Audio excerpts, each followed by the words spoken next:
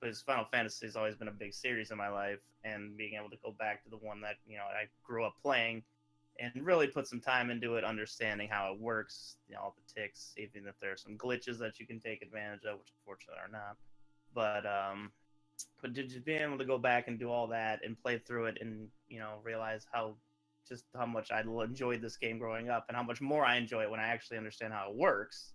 Yeah. It's really an enjoyable experience. It is a tough casual game for sure. A lot of grinding, a lot of slow. To buy 99 potions, you have to buy them each individually. That's fun. Individually, So they improved a lot of that stuff. I think you've also been doing the PSP version a bit, or looking into it. Yesterday I did the PSX version. Oh, okay, cool. For the first time in a long time, and seeing it's definitely taken everything the original was and actually improved on it, which for a port is really awesome, which is really how it should be. They explain, they fixed some of the spells that didn't work. They explain how everything works, what weapons go where, what armor goes where, what spells actually work. So it's really cool to see. That game reminds me of Dragon Warrior, and the fact that it's just gone a long way since maybe 4 or 5 years ago. Watching speedrunning, we talked about on the Dragon Warrior episode how the time used to be 6.5 hours. It used to be a cozy sit and watch Fiesel kill the same enemies for a good hour and a half, and now so many strategies have been implemented and stuff. It's really cool to see games like that develop. So if you do not know Toad22484, we've talked about him before, because we talked about the Big 20 a decent bit. He won the first couple of those, and he speedruns so many NES games. I mean, he's a force to be reckoned with. He's one of the legends, and it's shocking that we have not had him on yet, but it's real exciting. So he's going to join us for this episode. Before we kick off why we're talking about Star Wars games, we've got a couple community events coming up. So Power Up with Pride 2018 is June 1st to the 3rd, so coming up here in the next week or two, and that's raising money for the Trevor Project, which is a 24/7 suicide hotline that specializes in LGBT issues. So it's a really cool event going on. Definitely go check that out at twitch.tv/powerupwithpride. And then Summer Games Done Quick, June 24th. Yeah, we're finally in that time of the year where we get to start putting that on our list of upcoming events. It's exciting. Yeah. It always gets me excited when it starts showing up on our notes. Yeah. So how many runs do you and I have in that event combined? Between the two of us? Yeah. I think 0. Oh, okay. So yeah, you won't actually see us running the games, but you'll see a lot of other people running games that are really good. We'll probably both be doing some commentary. We might be doing a panel. I don't know if that's official yet or not. It's certainly not official. Yeah, the deadline for submitting panels as of recording this is 2 days from now, and then we'll probably have another several weeks before we actually hear back about it. Sure. But we did submit a panel. There's a chance of that. Yeah, we submitted a panel. As of this episode coming out, maybe there'll be different news, but right now we know nothing.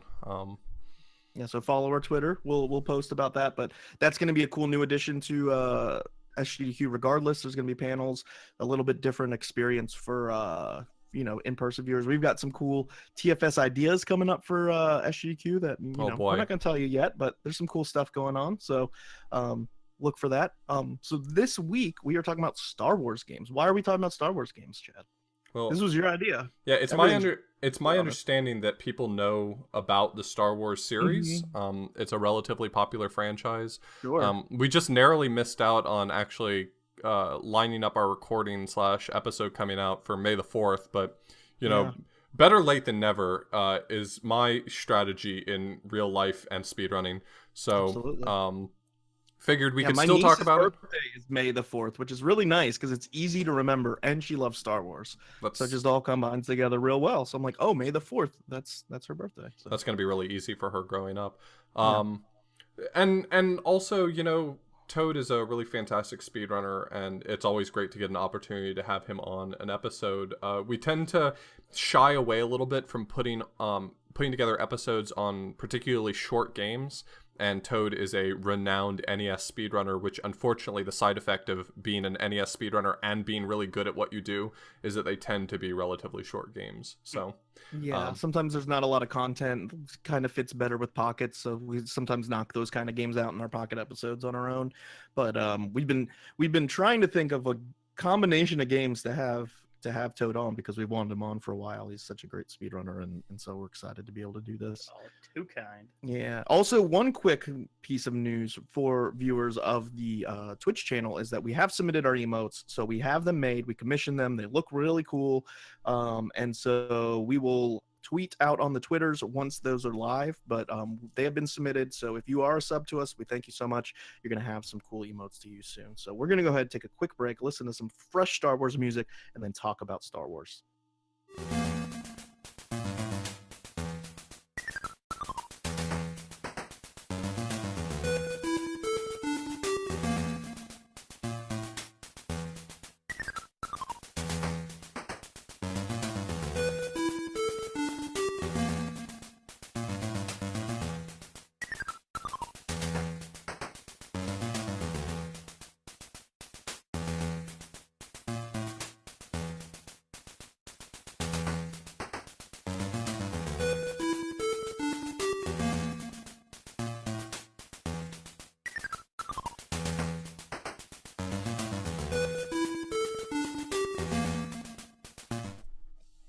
So before we jump into talking about the history of Star Wars video games leading into the NES Star Wars, we wanted to talk a little bit about what Star Wars is for the one listener, not of this podcast, but the one person in the world who doesn't know what Star Wars actually is. So, I mean, Star Wars is a very popular movie franchise. It started in 1977, based on stories from George Lucas, you know, saving the empire or saving the universe from the Wow, empire. we know what side you're on now. Yeah, sorry, I gave myself away in the social deduction game.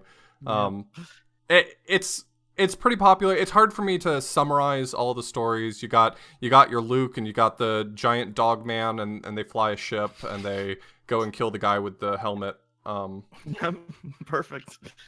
That's exactly what it says on the back of the box. Actually, you basically just quoted it verbatim. So well done. So but yeah, great movie. I love the Star Wars movies for the most part. I don't know a lot of people who don't like Star Wars. I'm sure you're out there, but you know they are really good. So we figured we'd have a little bit of a casual discussion about Star Wars, just some quick questions that you might want to hear from us, your favorite podcasters, our opinions on Star Wars related things. I'm not even our favorite podcast. I'm not even our favorite podcasters. There's I'm not no even way. my mom's favorite podcast. So yeah, I understand. But just for the sake of you know, My dad asked me why I'm not, bravado. My dad asked me why I'm not as good as Ira Glass. So yeah, that's a tough one. He's tough to compete with. He is really tough to compete with. The first question is, what is your favorite Star Wars movie? All right. Well, I know that I'm not allowed to say any of the prequels. I don't know. I see, the thing about me is that I have watched A New Hope probably dozens of times, and I've watched Empire Strikes Back and Return of the Jedi like twice in my entire life. So I feel like the answer is A New Hope for me, just based on frequency of watching the movies. But I don't even know whether or not I would say that A New Hope was the best one in my perspective. It's just I always go into it saying I want to watch Star Wars again, and I'll watch A New Hope, and then I just never get around to watching the other two. Sure. I think that's pretty normal. I think I've seen A New Hope more times than Empire Strikes Back and Jedi combined. I will say that as a kid, I really did enjoy Episode 1. Probably because at that age I really hadn't watched much of the original series. You were not young enough to enjoy Episode 1. I'm ashamed of you.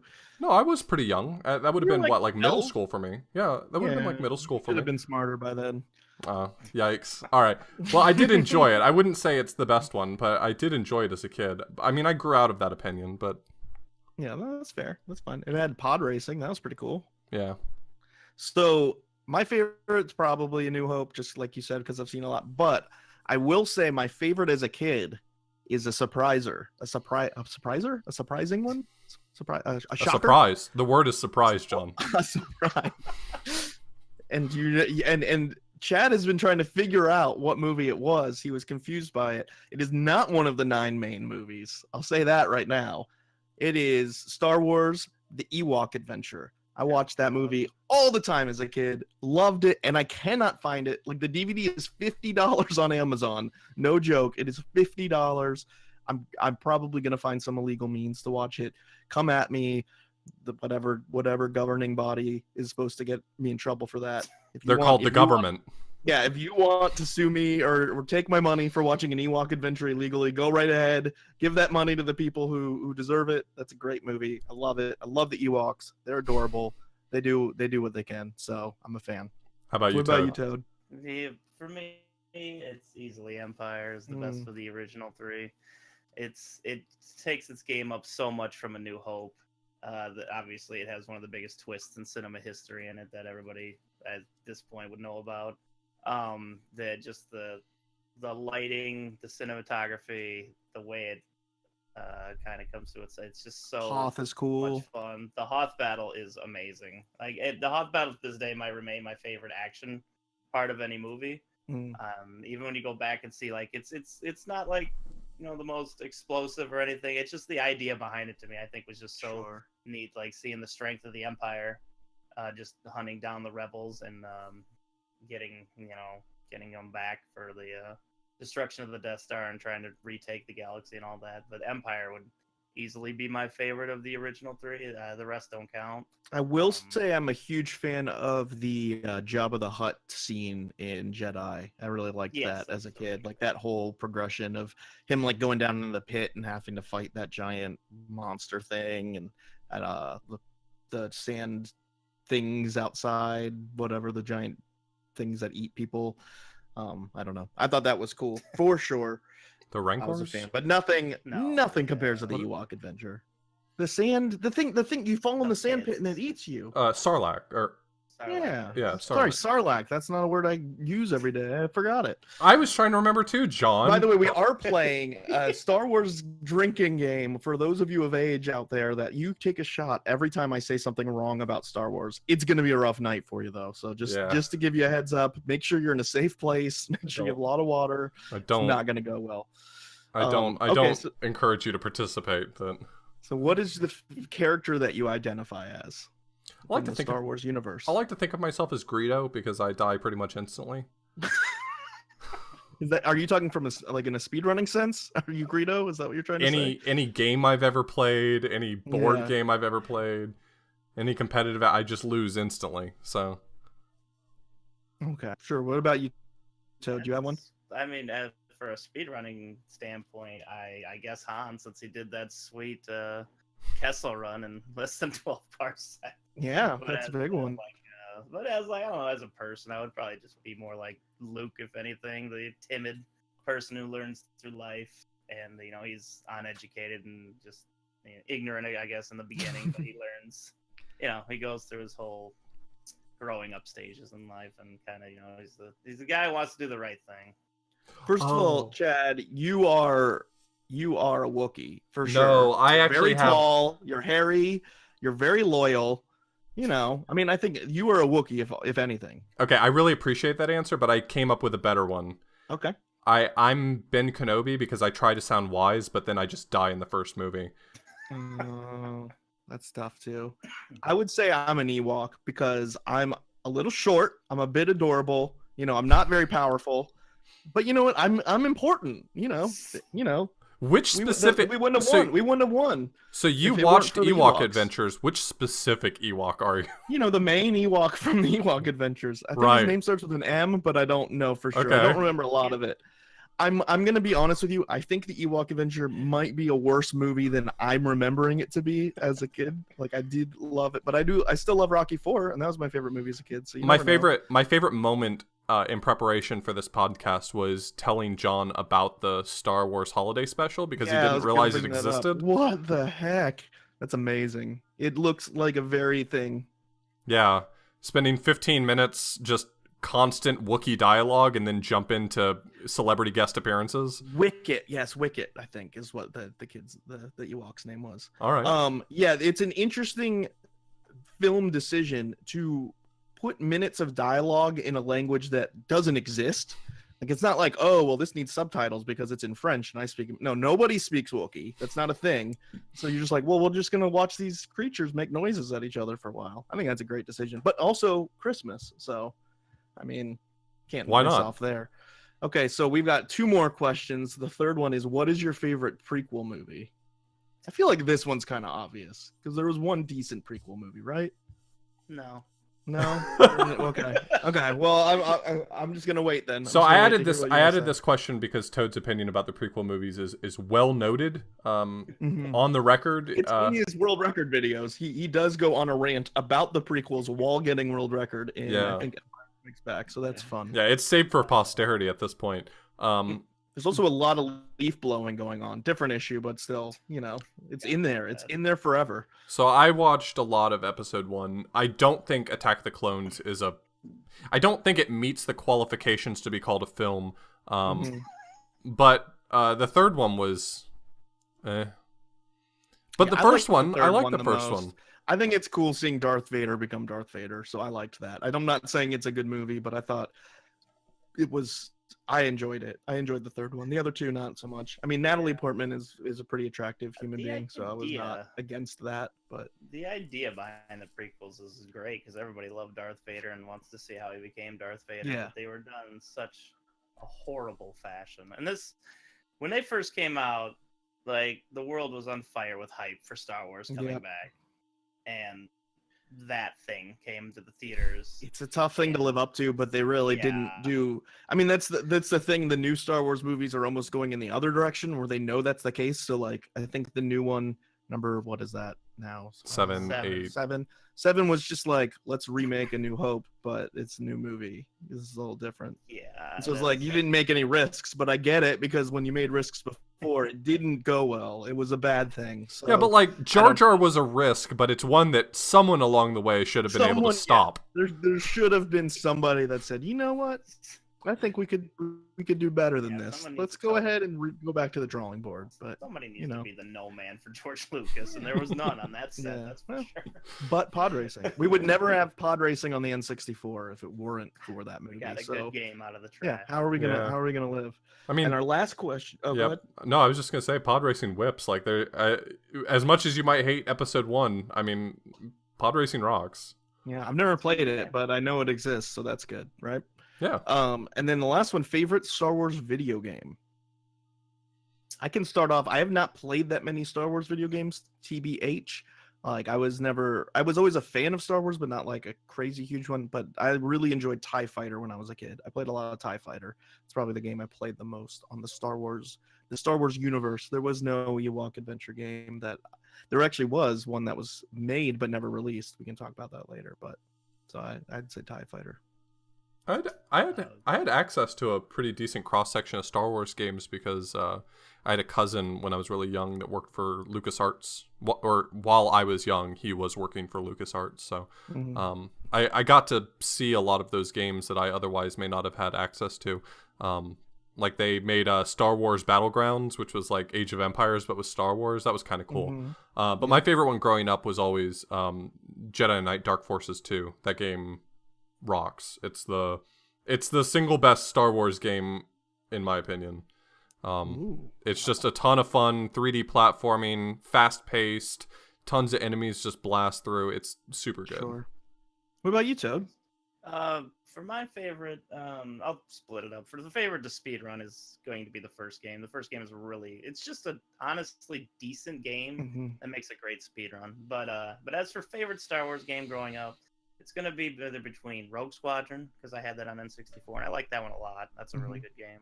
That game's cool. I think it's Battlefront, the PS2 game. Yeah. The high multiplayer game. I really, really enjoyed the crap out of that. That kind of high-scale battle that Star Wars in a game, I feel like it kind of needed for a game, and it fits it really well. Absolutely. Sure. I will say it's interesting, before we move on, like, the Star Wars universe feels like it should have had a game that like was the game, like a really, really like when you think about like how popular Star Wars is in the 70s and early 80s, and then like video games coming to being, it's interesting that like something like Zelda became the iconic thing. And like I know Star Wars was made to be a movie, and it's kind of hard to transition between mediums. Like Zelda's never made a movie. But like it feels like there was a space there where like why wouldn't Star Wars make the best video game, versus some plumber that is kind of Italian, or this elf boy. Like it's just interesting like that none of this licensed stuff really like picked up, and Star Wars would have been like the perfect universe for that. Like Lord of the Rings wasn't quite as popular at that time as it was later. Like, if not, that universe would also fit really well in the video game world. But it feels like they took a very long time to figure out how to make a good Star Wars video game, and they still never really nailed it to the point where it was like the game of the year kind of game, you know. Right. I don't know, just one man's opinion, but Sure. actually, let's go ahead and take a quick break and listen to some of that Star Wars music. We can talk about the history of Star Wars video games.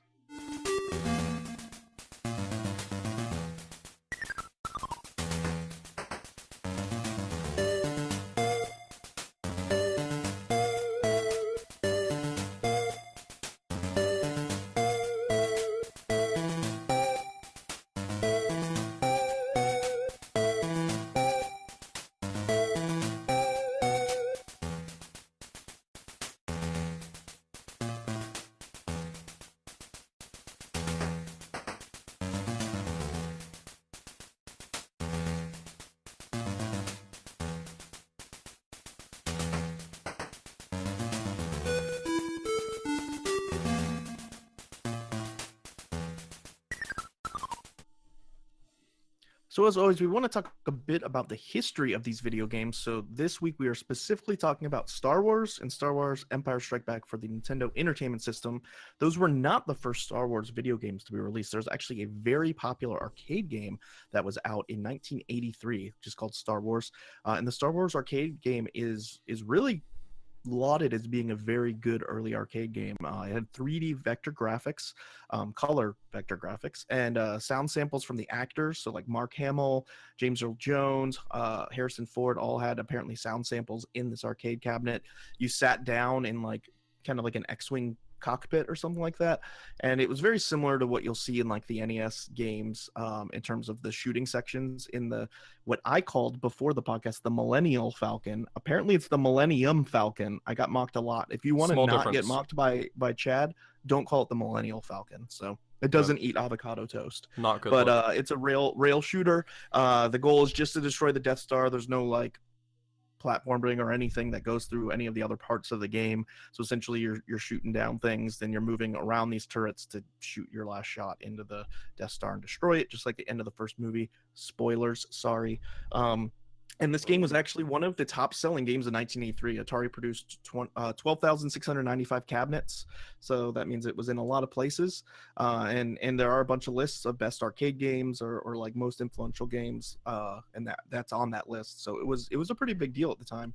And so there were a bunch of actually Atari games before the NES games as well. So there was a port of the arcade game, also just called Star Wars. It's not obviously as good as the arcade game because the 2600, I mean, just like any other arcade port that went to the 2600, Frogger, Galaga, Galaxian, all those, like, you know, it definitely had to be dumbed down because of the, you know, the hardware, but a pretty good accurate port of the arcade game, which is pretty slick. There's a game called Star Wars Jedi Arena that came out for the 2600, and holy heck, I don't even know what it is. I don't understand what is visually happening in the video that I've watched of it, but it looks like I don't even know. You want to explain what it looks like? Because I have no words. Yeah, it's tough to understand what's going on in it. It looks like there's two guys, one at the top of the screen, one at the bottom, and you're controlling the lightsaber going back and forth. But then there's one of those practice droids that's flying around in the middle. It's like shooting lightning back and forth, but you have to try to reflect the lightning with your lightsaber. Yeah, that's a better explanation than I could have done. It's kind of like Pong meets lightsabers meets visual confusion. I feel like a lot of games should communicate visually what they're doing when you look at it, but like I'm guessing the gameplay just by having looked at a video, and it makes no sense. So yeah, it sure seems like a thing. There's a Star Wars Empire Strikes Back game for the 2600, which is similar to the Imperial Walker sections of Empire Strikes Back on the NES. But the walkers take 48 hits, which I think is a bold decision by the game makers. They say, you know, it's fun trying to hit the same target 48 times before you can move on to the next one. So it's an interesting choice. Yeah, it's similar to that, but you can't do like the stuff that you can do in some of the other video games later on, where you can like wrap a cable around their legs, like is done in the movie. It's really just you it's side scrolling shooter where you're shooting Imperial walkers. But these kind of games were always very simple, kind of one trick ponies. There was a Star Wars Return of the Jedi Death Star battle for the 5200, which is kind of a weird space shooter. You're in the Millennium Falcon, and you have like this Arkanoid like shield in between you and the Death Star, and like holes open up in it randomly, and so you have to fight off enemies and make your timing where you can go up one of these holes and then you can shoot the Death Star, which kind of is like an Arkanoid kind of thing. You shoot off like blocks as you work your way towards the center shot, so kind of a strange game. And then there was a game, Star Wars Return of the Jedi Ewok Adventure, which was completed for the, I think the 2600, maybe it was the 5200. I think it was made alongside this other Jedi game, so I think it was 5200. But it was completed, never sold. The marketing department at Parker Brothers said the controls were too hard to master. And so a prototype of that didn't surface until 1997, actually, which is always kind of cool to see prototypes of video games that were completed that we never saw, come out much later. We talked about that in our California Raisins episode with Darbian. But it's kind of a cool top-down shooter, but you can actually take control of like the walkers and stuff like that and like switch between your ship and the other stuff. There's no Ewoks in it that I can see. It looks like you're on Endor though. So it's on the Atari. How could you tell even if there were Ewoks? I don't know. It'd be like, hey, look at that thing that looks like not a ship. So Toad, I know you play Atari games occasionally. Have you played any of these Star Wars games? I grew up with the Atari Empire Strikes Back game on the Atari, obviously. Okay.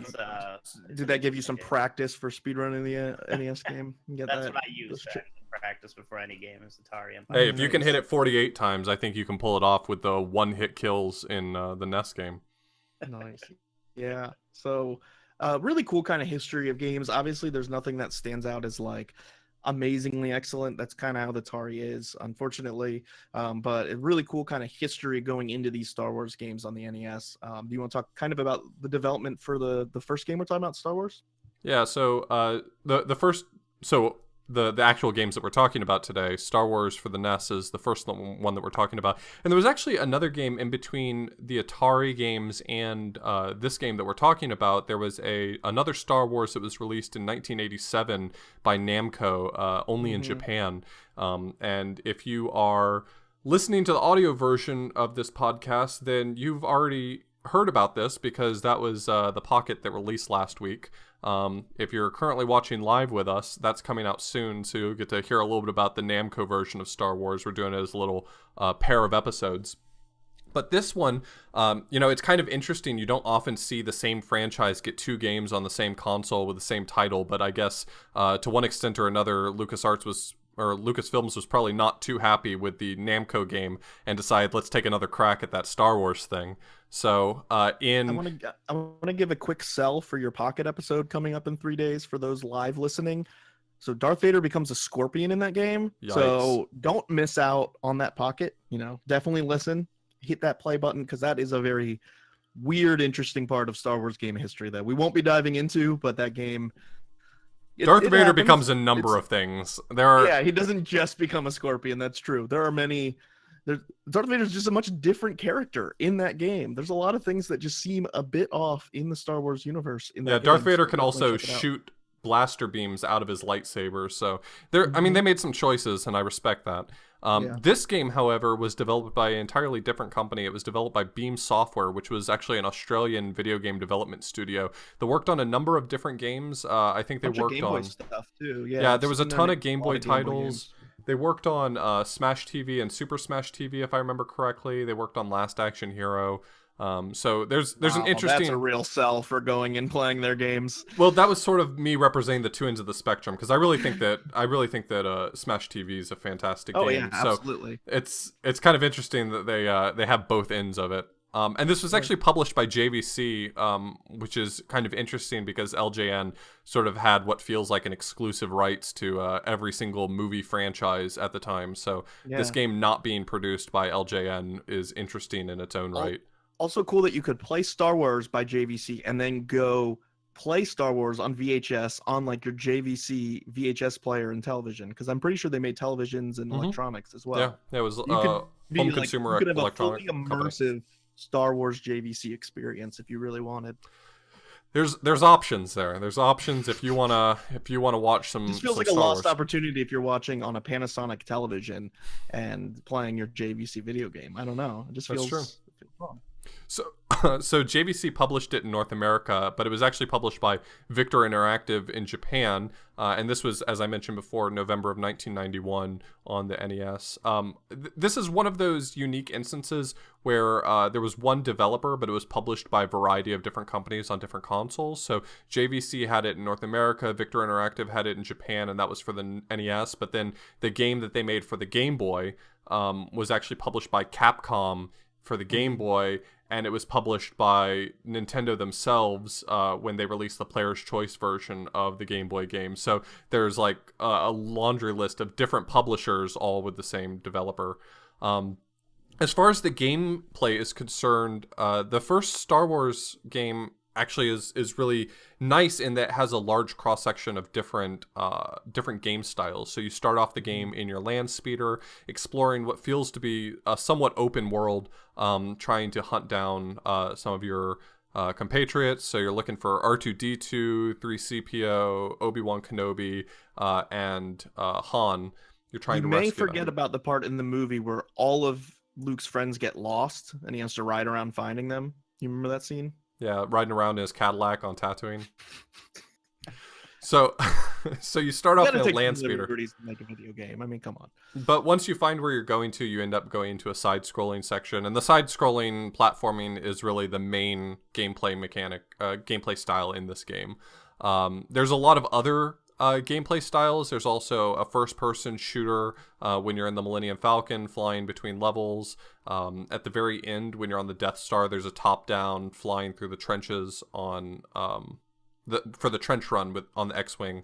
There's a lot of different gameplay all mixed together, and that's one of the things I think really sets Star Wars games apart, is that there's so many different things you can do, and for a lot of these games, they actually do make a good attempt at combining all of these different game styles into one sort of cogent experience, and so I think that's really great. Yeah, I think that's kind of how they stand out from the games we just talked about, the Atari and the arcade games. Those were all focused on space battle.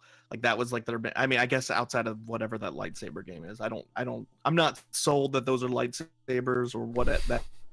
For the most part, you're in space. You're shooting, TIE fighters, or you're shooting at the Death Star, whatever. So it's cool to see them move on, in the 8-bit era, to be able to, implement some of the story of the game a bit more. Some of the environments, like here's Hoth, here's the cantina scene, here's being inside the Death Stars, whatever, the trash compactor, like all those different scenes from the movies are able to be kind of fleshed out a bit more, which is cool as a Star Wars fan. If you're in 1987 or whatever playing this game, it's kind of a cool, well, I guess not 1991, how about that? That's probably Yeah. better. But yeah, so I think that's kind of a cool touch to the games that you didn't get to see before this at that time. Yeah, in terms of the platforming, so once you've rescued Han Solo and later Princess Leia, they're actually playable characters. They have slightly different movement and physics if you choose to play as them. Unfortunately, while you have multiple lives as Luke, each of those characters only have one life apiece. And the other characters that you don't have the ability to play as provide support in different ways. So, for instance, Obi-Wan has the ability to resurrect Han or Leia up to 5 times total throughout your playthrough. R2-D2 can show maps of some stages. C-3PO can provide information or hints for the level that you're on. But I think, as far as I understand, all of the characters that you rescue are optional, right? There's no requirement to get each and every one of them. No, they're all completely optional for 100%. So you don't have to save Leia in order to get to the trash compactor scene or whatever? No, don't have to grab Han to Okay. use the Millennial Falcon either. Nice. Yeah, I think the That manual Millennium actually Falcon. mentions that if Han is dead, or if you don't have Han, it's actually Chewbacca flying the Millennium Falcon. So they took care of that. They covered up that plot hole for you. So I guess sort of in a casual playthrough, is it required for you to have the lightsaber at all? It is not. You don't have to get any of the upgrades in the first stage. If you want, you can just go straight to the Millennium Falcon and leave. So when are low percent runs happening? 12% never, because the laser is a real pain to play with the whole Yeah, time. it definitely is. Yeah, it's the cool thing about this game too is it's fairly open. It's not a very linear platformer. There's a lot of kind of exploring the screens you're in to try and find out where to go. There's a lot of trial and error, obviously, with going to certain areas of the place and dying, or like not being able to find what you're looking for. There's a lot of different ways you can beat the game. You can get a lot of shield upgrades, for example, in the platforming sections early on, and those help you with the Millennium Falcon section where you're shooting. Gives you more health. So a lot of cool little things there. You can pick up these extra characters and play as them. They have different physics. Like I think Leia can jump a bit more like high and far, so like her jumping mechanics a bit better, etc. So it's fun in that sense. It's a bit open, so it may be frustrating sometimes for first time players to not know where to go to find R2D2 or whatever, but it does kind of provide a more open experience. And there are actually versions of these games on the Game Boy and the Sega Master System and Game Gear. For this specific game, Chad and I didn't know about the Sega Master System version until like right before the podcast. We found it, and it's got way better graphics. Actually, they're much more detailed, but the gameplay is apparently slightly different, seemingly in a negative way, but not like too bad. And the music and sound effects are also a bit weaker, it seems. Yeah, it had different developer. The Sega Master System and Game Gear version were both developed by Tiertex. So I don't know how I don't really know how retro game development happened back in the day, where you can end up with two games that are pretty much the same game but with two different developers entirely. Like who's in charge of like planning out the game? Yeah. Who's coding the actual game that's happening, and why do you get somebody else get credit for it, or did they do it together? Seems weird. Yeah, it's very strange, but it's really interesting that there's I mean, I watched you play the Game Boy version of the first game, and I was kind of shocked because I didn't realize there was a Game Boy version. I was watching you play it for your Game Boy Quest, and it was shocking how it's pretty much the same exact game. And then when we were looking up versions of the game for the podcast, I saw the Sega Master System version. There's actually a web page I found online that compared like stills from the same levels, and the Sega Master System version just has such better visuals. The colors are better. The stages are more detailed visually. But apparently there's small changes in the gameplay that make Sega Master System not necessarily better or worse than the NES version, but different. So. But you do have to play with the Sega Master System gamepad or a Genesis controller. D-pad. I mean, either way you lose. So yeah, but when it came out, you weren't playing with the Genesis controller, so it's like, and even then, like you said, you still lose. So the Game Boy ones, I don't know a ton about them, but I did beat the original on Game Boy like a month ago or so, and it's very, very similar, almost a direct port of the NES version. I'm sure there's small differences, but for the most part, really similar. What's also interesting, they only came out with Star Wars and Empire Strikes Back for the NES. All three came out on Game Boy, so there is a Return of the Jedi game on the Game Boy. Oh, nice. Which I'm guessing is its own unique title, because what is it a port of if it's a Return of the Jedi? What year did the movie Return of the Jedi come out? Was it too late for the NES life cycle? Is that what was happening? No, I don't believe so at all. I'm pretty sure all three were out before this first game came out. I think it's just I don't know, maybe they didn't have enough success from these games. It's an interesting question. I don't know if Return of the Jedi, there are SNES. Yeah, 1983. That was even before the Famicom. Yeah, exactly. So it's just I think either success / the SNES was coming out at this point. They made all three for the SNES. So maybe the Game Boy one's a port of the SNES one. Yeah, I mean I guess the Star Wars title was 1991, which is really late in the NES life cycle. And then 2 years later, they made Empire Strikes Back, 1993. Yeah. That is the last legs of the NES at that point. So there just wasn't time for Return of the Jedi, I guess. I mean, we're talking about Super Mario World had been out for 2 years. It's surprising these games didn't come earlier in the NES life cycle. I mean, why was there not a Star Wars game for the first 6 years of? Well, I assume that's what they were going for with Namco releasing a game in 1987, but it sucked, and they probably got cold feet for a little while before they decided to try again. they had to watch the movies first. They realized, wait a second, a lot of people seem upset about the scorpion thing. Maybe we got to see the movies. They took a good 4 years. They watched the movies. They realized, hey, Darth Vader is not a scorpion. Let's try and implement that into the game. And so that takes some time to do. I understand. It's actually But kind it of is- funny it is from strange. it's kind of funny from a game design perspective because there's articles written about what made the game GoldenEye for the N64 so successful, and one of the things that they said made that such a success is that when they hired the team to start working on the game, the movie hadn't come out yet, and so they were making the game based on just a premise. And so like when they were designing levels, they weren't designing levels around objectives, they were actually designing like full levels. They were designing like, what does it look like to be in a whole like silo, what does it look like to be in a whole hangar, what does it look like to be on a full runway. And so a lot of people credit what makes that game so successful is that the level design isn't like objective oriented. It was made by people who had never seen the movies. They didn't know anything about it. And so it's kind of funny that that made GoldenEye successful, but not seeing the movies made Namco suck at Star Wars. Well, the lore of Star Wars holds a bit more weight than the lore of GoldenEye, I would say, in terms of like. You're saying Star Wars is more important than James Bond. I would say in terms of fanaticism and commitment to the lore, I would 100% say James Bond lore is here's a good-looking British guy. He sleeps with a lot of women. He has a lot of money. He does cool things, and there's probably Russian people trying to kill him. And then like outside of that, nobody cares what the plot is, what's happening, what there's different actors throughout 50 years of time. You don't care which one's what they did last movie. So yeah, it's definitely tough. Living up to something that people are that fanatical about, that they'll notice one small thing. I mean, I wouldn't say Darth Vader being a scorpion is a small thing, but like there would be a lot of criticism to something like that, something like Lord of the Rings,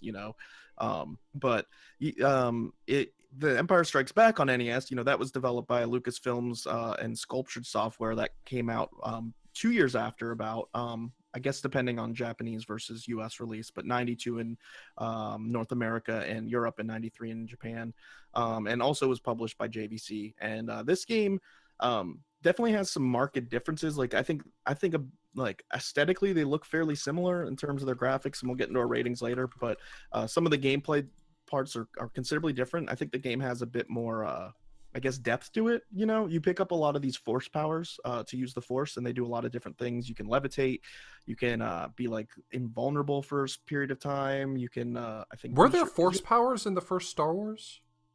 In Star Wars video game? No. Yeah. I mean that makes sense though, because you can switch weapons, but you don't have force there's powers. no force powers. In the that's first one. that's cool because that was one of the big complaints about the Namco Star Wars is that they incorporated force powers despite the fact that like Luke wasn't properly trained in the Force that early in the series. See, that's the criticism. That's the kind of level of fanaticism where it's like nobody's gonna do that with James Bond. No one's gonna be like, technically, Luke wasn't trained by Yoda until this scene, so he can't use the Force. I just think that's interesting. Yeah. I didn't even consider the fact that they didn't have force powers, and that would be why. In the first, so it's a big the first difference game. between the NES versions, adding these different force powers and such. The physics are completely different. Like there's a very slippery physics in Star Wars NES. It's kind of ice physics. It's very fast going. This has a bit more methodical to it, I guess. This game's really interesting because I think from sort of a visual perspective, it feels like it pairs with the first game. Like if you didn't know better, you might say they maybe were developed by the same company, but the gameplay is so much different. Like I don't know whether or not I would say more polished, but there's a lot of different choices that went into it. And it's graphically they look very similar. They definitely look like continuations of each other. Like the second one's like more polished but rigid at the same time when it comes to its movement. Yeah, like the physics are very kind of awkward, but like the additional gameplay elements of using the force powers and going like it's really cool, like graphically and gameplay wise, when you're fighting the Imperial walkers, that you can like either shoot them down or you can like get out of your Millennium Falcon. Are you in the Millennium Falcon? Or are you in a like speeder? Oh, you're in a snow speeder for that scene. That's right. And then you can get out and like climb up them with a rope and put a bomb in them, which is like a really cool visual effect. You're going from the foreground to the background of the screen, and putting that stuff in. Like there's a lot of like clear advancements that they're able to like utilize, you know, developments in making NES games. Like we said, this is really late. This came out when like right around the same time like Little Samson came out, Mega Man 5 came out. Like this is when they're able to do a lot of really cool stuff with Nintendo games and the hardware. But you know, the physics and controls and kind of some of the fairness, like enemies take a million hits, like it's a very punishing game, and so it's like it's very different in that sense, but it also is a pretty good continuation, I would say. You also have jumping, fixed jumping. There we go, nailed it. Similar to like Castlevania 1, where like once you jump, you are going X amount of pixels to the right or to the left, like regardless of what you land on and what's happening, which is, you know, pretty difficult when you have all these enemies attacking you and all these different things. So it's definitely a different game in that sense. Right. Yeah, I think what makes these games so unique from each other, what makes them so separated, is exactly what Toad was getting at. I think the controls in the first game are a big point of complaint for a lot of people. It has this very floaty jump. It has these very sort of slippery physics in the sense that it takes a long time to ramp up to full speed, and once you get up to full speed, it kind of becomes almost unwieldy at that point. But I always found those physics to be very fun. It feels fast-paced. It feels like you have to make decisions split second, and you have to commit to your movement. And this game feels a lot more common sense. Like, it feels like they made a strong effort to fix what they thought was broken. But I think in comparison, the first game ends up being more fun, in my opinion, to play because of that. It also does have some cool gameplay elements, like you can get into, I don't know what the two-legged walkers are called, but like you can just, ATSTs. I don't know why you just, yeah, you destroy one and it explodes, and then you get in it and it's fully functional. Try and explain that one to me. But, and I'm going to give credit to AVGN because he pointed that out, but there's a really Where's cool, your science now?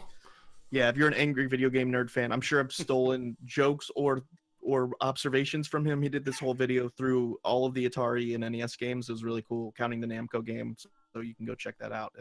His stuff's always pretty funny. But yeah, you can get into like those little ATS I'd what? like to point a ATST. little Star Wars ATST, which is knowledge cool. / snobbery here. Those are Sure. actually ATPTs that he Oh. here. Oh, Yes, different they are. model.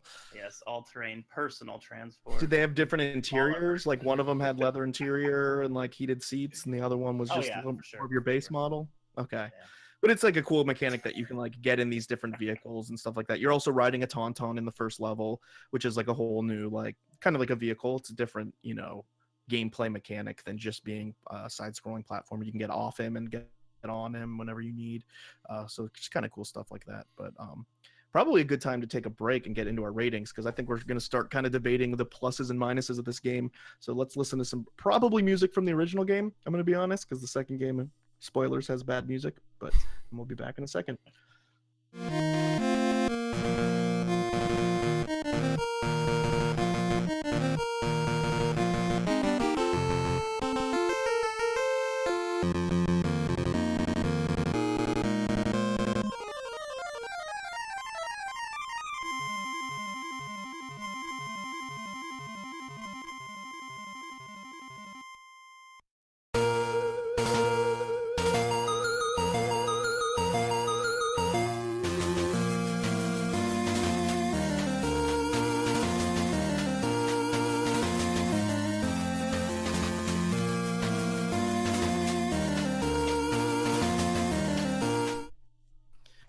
So here I am listening to Toad and Chad debate ATSTs versus ATPTs, feeling uncomfortable with the nerd level in this room, even though I'm doing a video game podcast at 32 years old.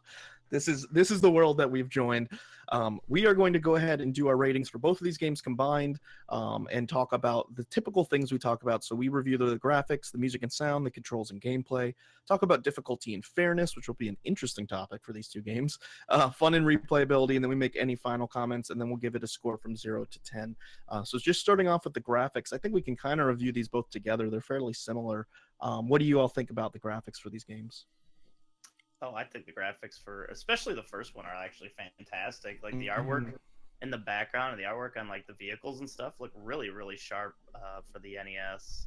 Like if you take a look at just the Millennium Falcon sprite in the background on like the third stage or something. It just looks like it's like the whole Millennium Falcon in detail. It's really impressive. Yeah, and they don't seem to be afraid to like add all of that extra detail. A lot of times with NES games, it can become very cluttered very quickly, but Yeah. I think they made good efforts to provide that detail, but provide the right contrast so you can actually have a game being played on top of it, which is nice. I will say spoilers for your Pocket episode, probably. I'm sure you pointed this out. It was a good decision to make Luke blonde haired in this game, whereas the Namco version, for some reason, he has black hair, which bold decision by Namco there. I don't see how that was difficult to just change it to blonde, but Okay, yeah, so sprites on the NES have a 3-color restriction, so it's a slightly more challenging thing to give him blonde hair. You have to make both of the sprites for the top half of the body and the bottom half of the body have different color palettes, which isn't hard, but it's not necessarily one of those things. They probably knew what they were doing. They made a decision to not separate the color palettes out. Yeah, it didn't seem. I mean, commitment to the lore was not strong with them, so it's understandable. But yeah, like the Luke sprite looks real good. Like all the artwork in between scenes are really cool too. Like once you find Obi-Wan or once you do some sort of objective, it'll go to like a cutscene, kind of like Ninja Gaiden style, where it's got more detailed artwork of Obi-Wan or Han Solo or whoever you're talking to, and give you dialogue, and that artwork is actually really good too. Like I think that's a really nice touch. I think all the games do a really good job of taking advantage of one of the strengths of the source material, which is all these different environments to be in. So like Hoth is clearly Hoth, you know, you're clearly in the Death Star, or you're in whatever planet he's with Yoda. Take a shot, everybody. I don't know what is the planet. Yeah, sure. Egg planet.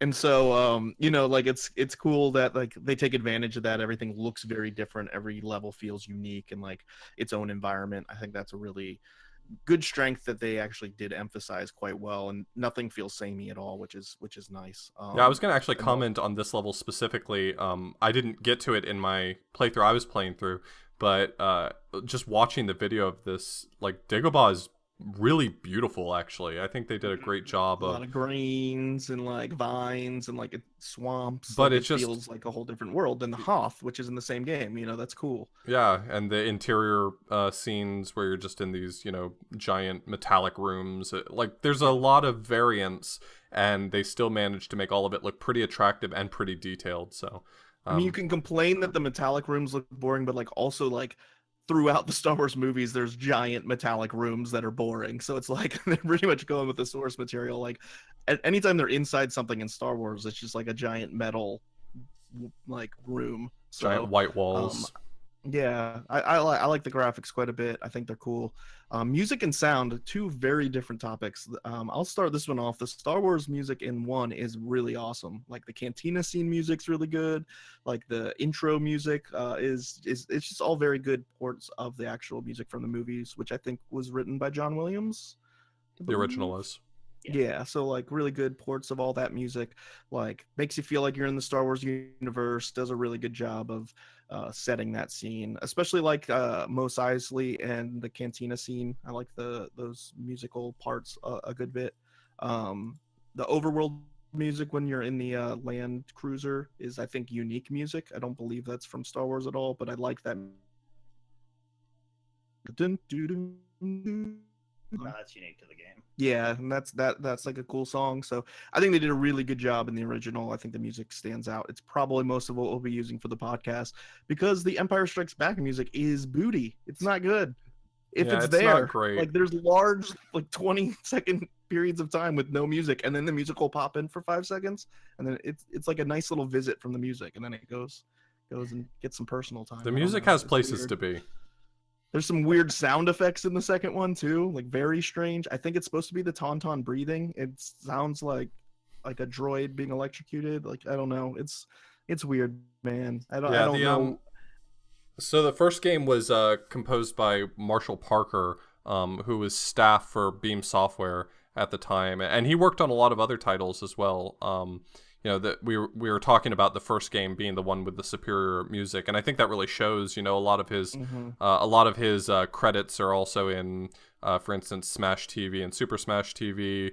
We're Back, a Dinosaur Story, and that whole litany of games for the Game Boy. It was a different game in every region. It was Bamsey in Europe and Agrosaur in Australia. I don't remember. That game's okay. Doesn't deserve 3 titles. I'm going to tell you that right now. As somebody who has played the entirety of We're Back, a Dinosaur Story on the Game Boy, didn't deserve 3 different titles in 3 different countries. But yeah, but he, I mean, his name's on that one, and that one was pretty good.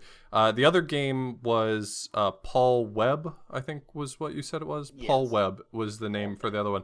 I mean, there's not a lot of quality music to speak of.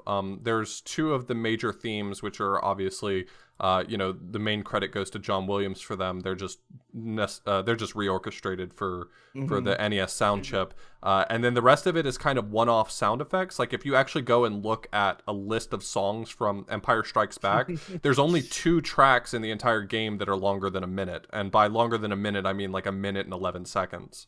And the rest of them are like loop multiple times of what is playing anyway. Right. The rest of the tracks in the game are like these little 9-second fanfares here and there. So I don't mind the fanfare when you switch forces. I think that one's not that bad, although it is like strangely like peppy and jubilant, which feels weird when you're like switching while fighting Darth Vader. Sure. But what I think is really a strange, like, I guess like just the dichotomy between like this music that's really disappointing, like what's your source material coming from John Williams, like it should be a layup, and then like these really good voice samples. Like they really utilized the NES sound chip very well. Voice samples are not easy on the NES, and Darth Vader's breathing sounds just like Darth Vader's breathing. Like there's a lot of really cool sound samples from different characters. So it's just weird sound design wise how in Empire they really nailed it with these sound effects, not sound effects, but the sound samples. Then they have these weird sound effects and like oddly disparate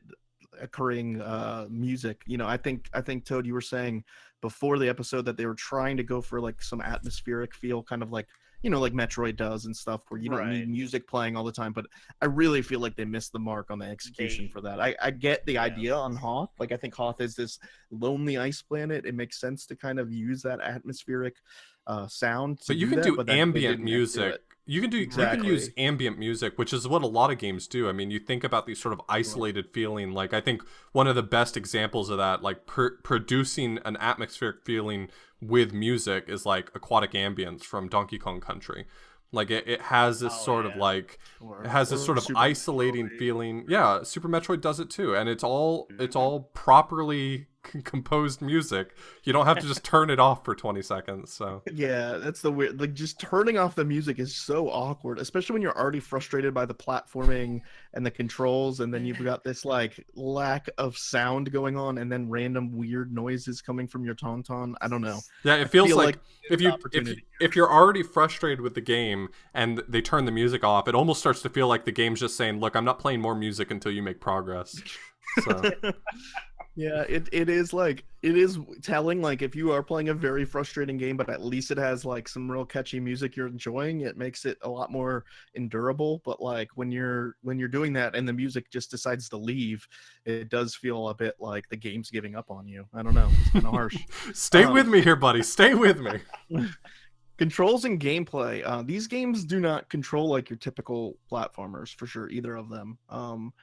I guess they control very differently. I have much more experience with the first game than Empire. I've mostly only watched Empire, if I'm being honest. So I'll speak to the Star Wars original game, and that it's very slippery controls for sure.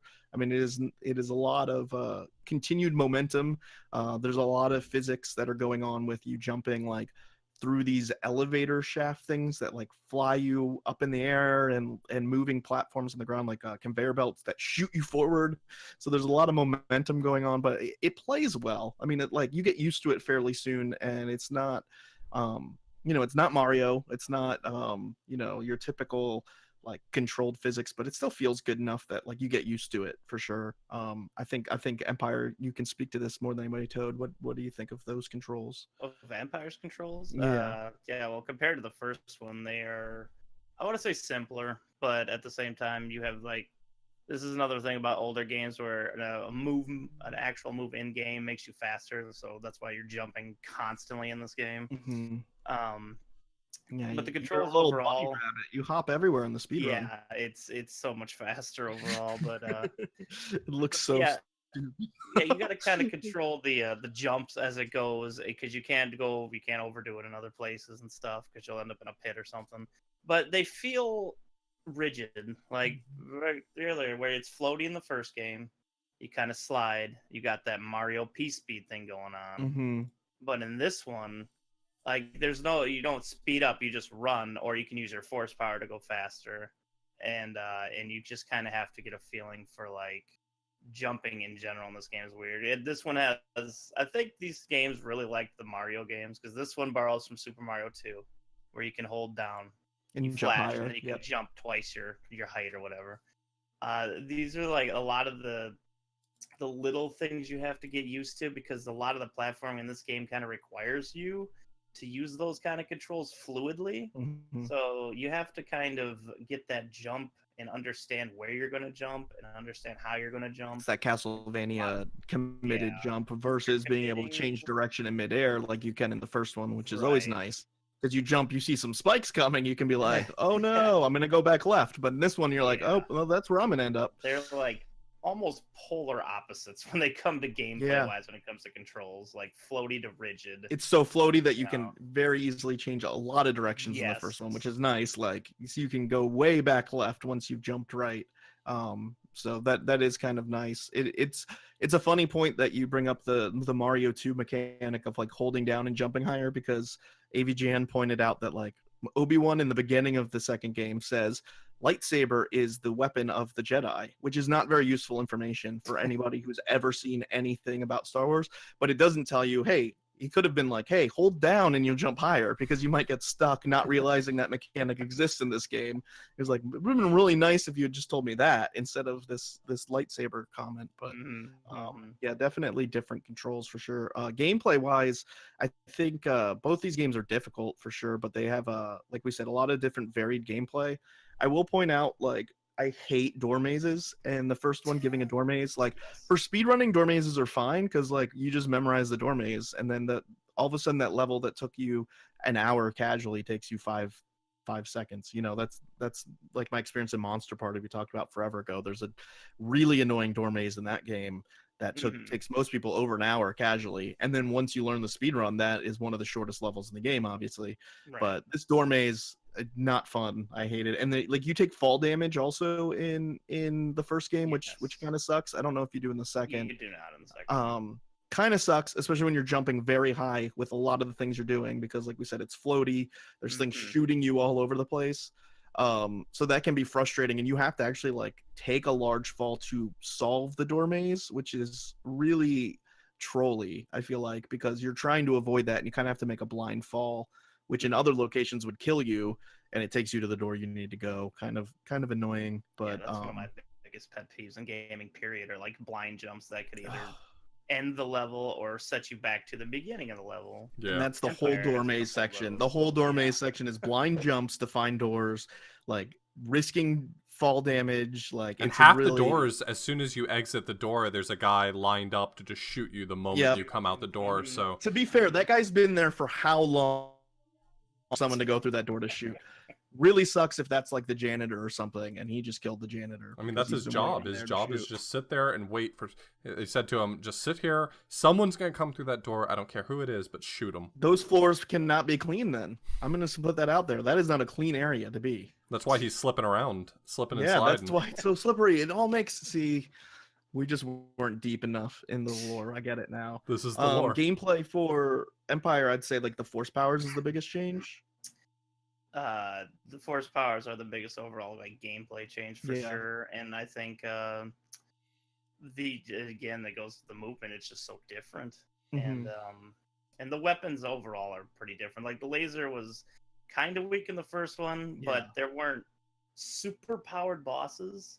In Empire, if you don't have the right force powers, like just say you're going casually and you miss it, you're gonna spend like 25 minutes just mashing a boss down because their health is absurd. Yeah, I mean, I think you run into that a little bit in the first game. Like some of those like sand crawlers and stuff take like a ton of hits and deal a lot of damage. But this in particular, like even with the lightsaber or your force powers, like some of these enemies take an obnoxious amount of time to kill. Like even standard enemies, not even bosses. It's just kind of strange. In that regard, I think gameplay wise, the first one is definitely a better play.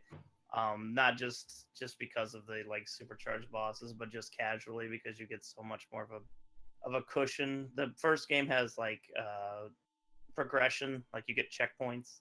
Second game does not. First game you get 10 continues and 3 lives per. Second game you get 6 continues with only 1 life. Then it's game over. So I think the first one, gameplay wise, is just a smoother, better experience overall than the second one.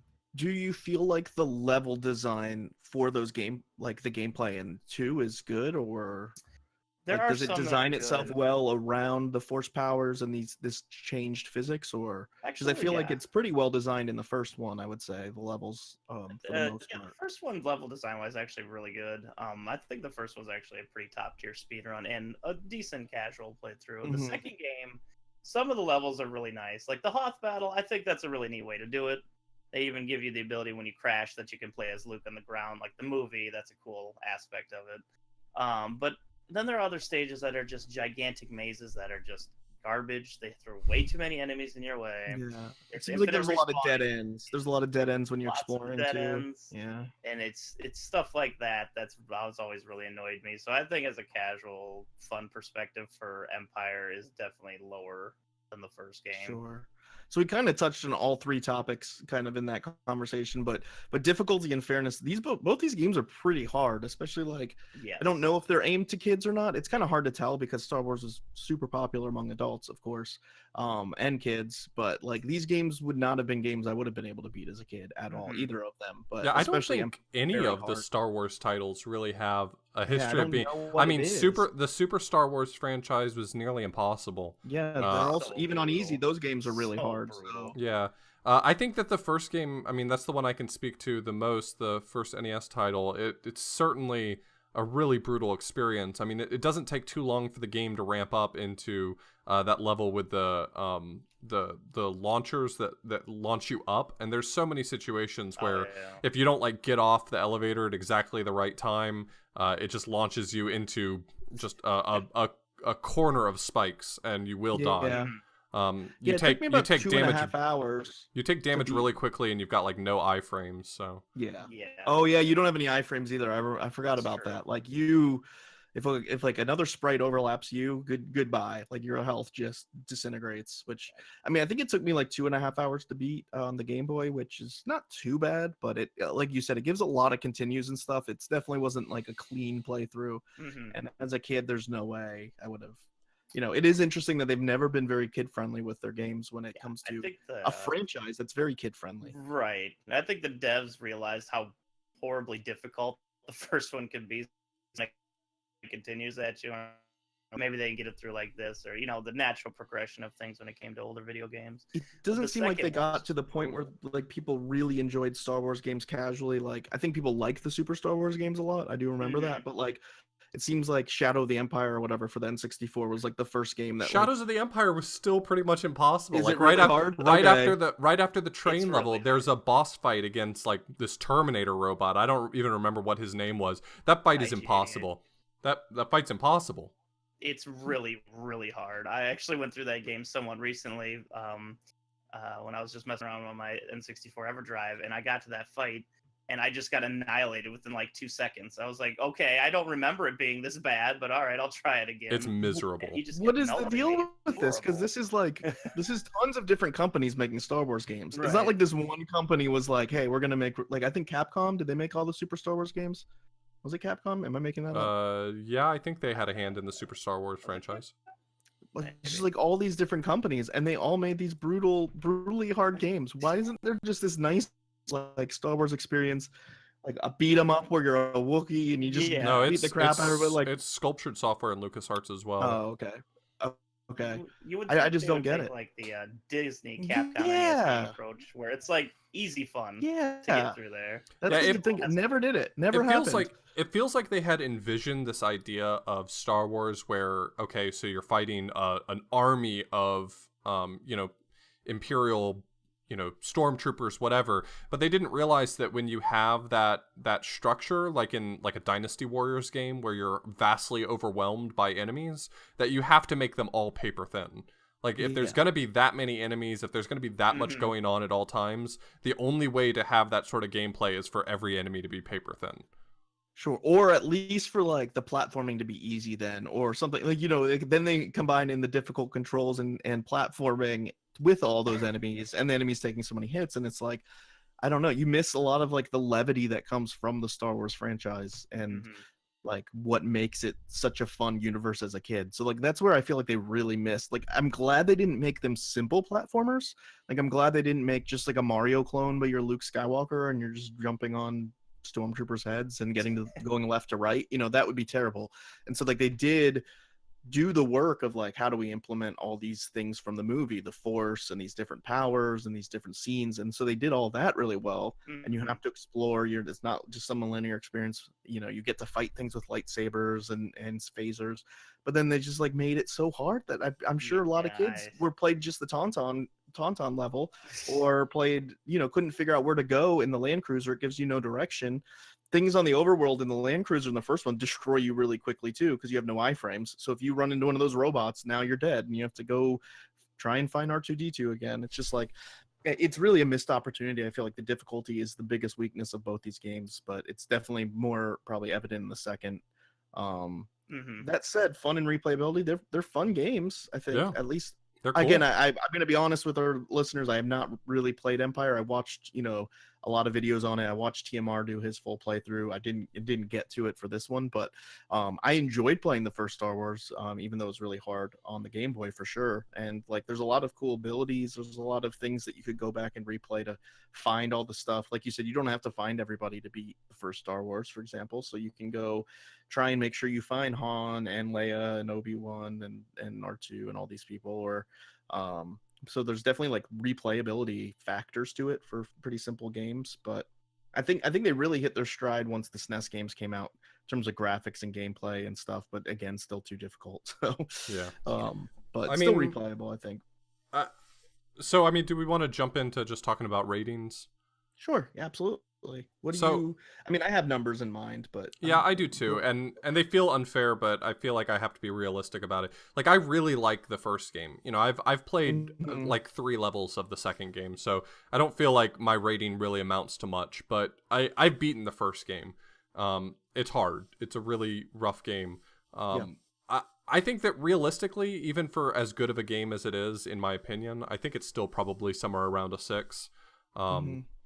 That's about where I would be comfortable giving, but I think that both of these games, where they're losing their points is not in the gameplay itself, because I think they had a lot of really great ideas. I think it mostly gets dragged down because it's just too difficult. The game doesn't have the playability that you'd want of a game that you give an 8 or a 9 rating to. Even when you're dealing with such an amazing franchise like Star Wars with so much possibility. I mean, how many NES games can you think of offhand that had such a variety of gameplay at the time? Like having 4 different types not that of they game. did well. Not that they did well. Like you got like stuff like Worm Journey to the Center of the Earth or whatever and stuff, but like everything's executed poorly. Like I hate sections like the Millennium Falcon sections, like where you're just like shooting stuff through crosshairs. Personally, that kind of gameplay I don't like, but it's at least done well enough, like and it's executed. The vehicles are executed well. I think all that stuff gets even more amplified and executed better in the Super Star Wars games if we ever end up talking about those. Like they have a lot of really cool vehicle sections and stuff.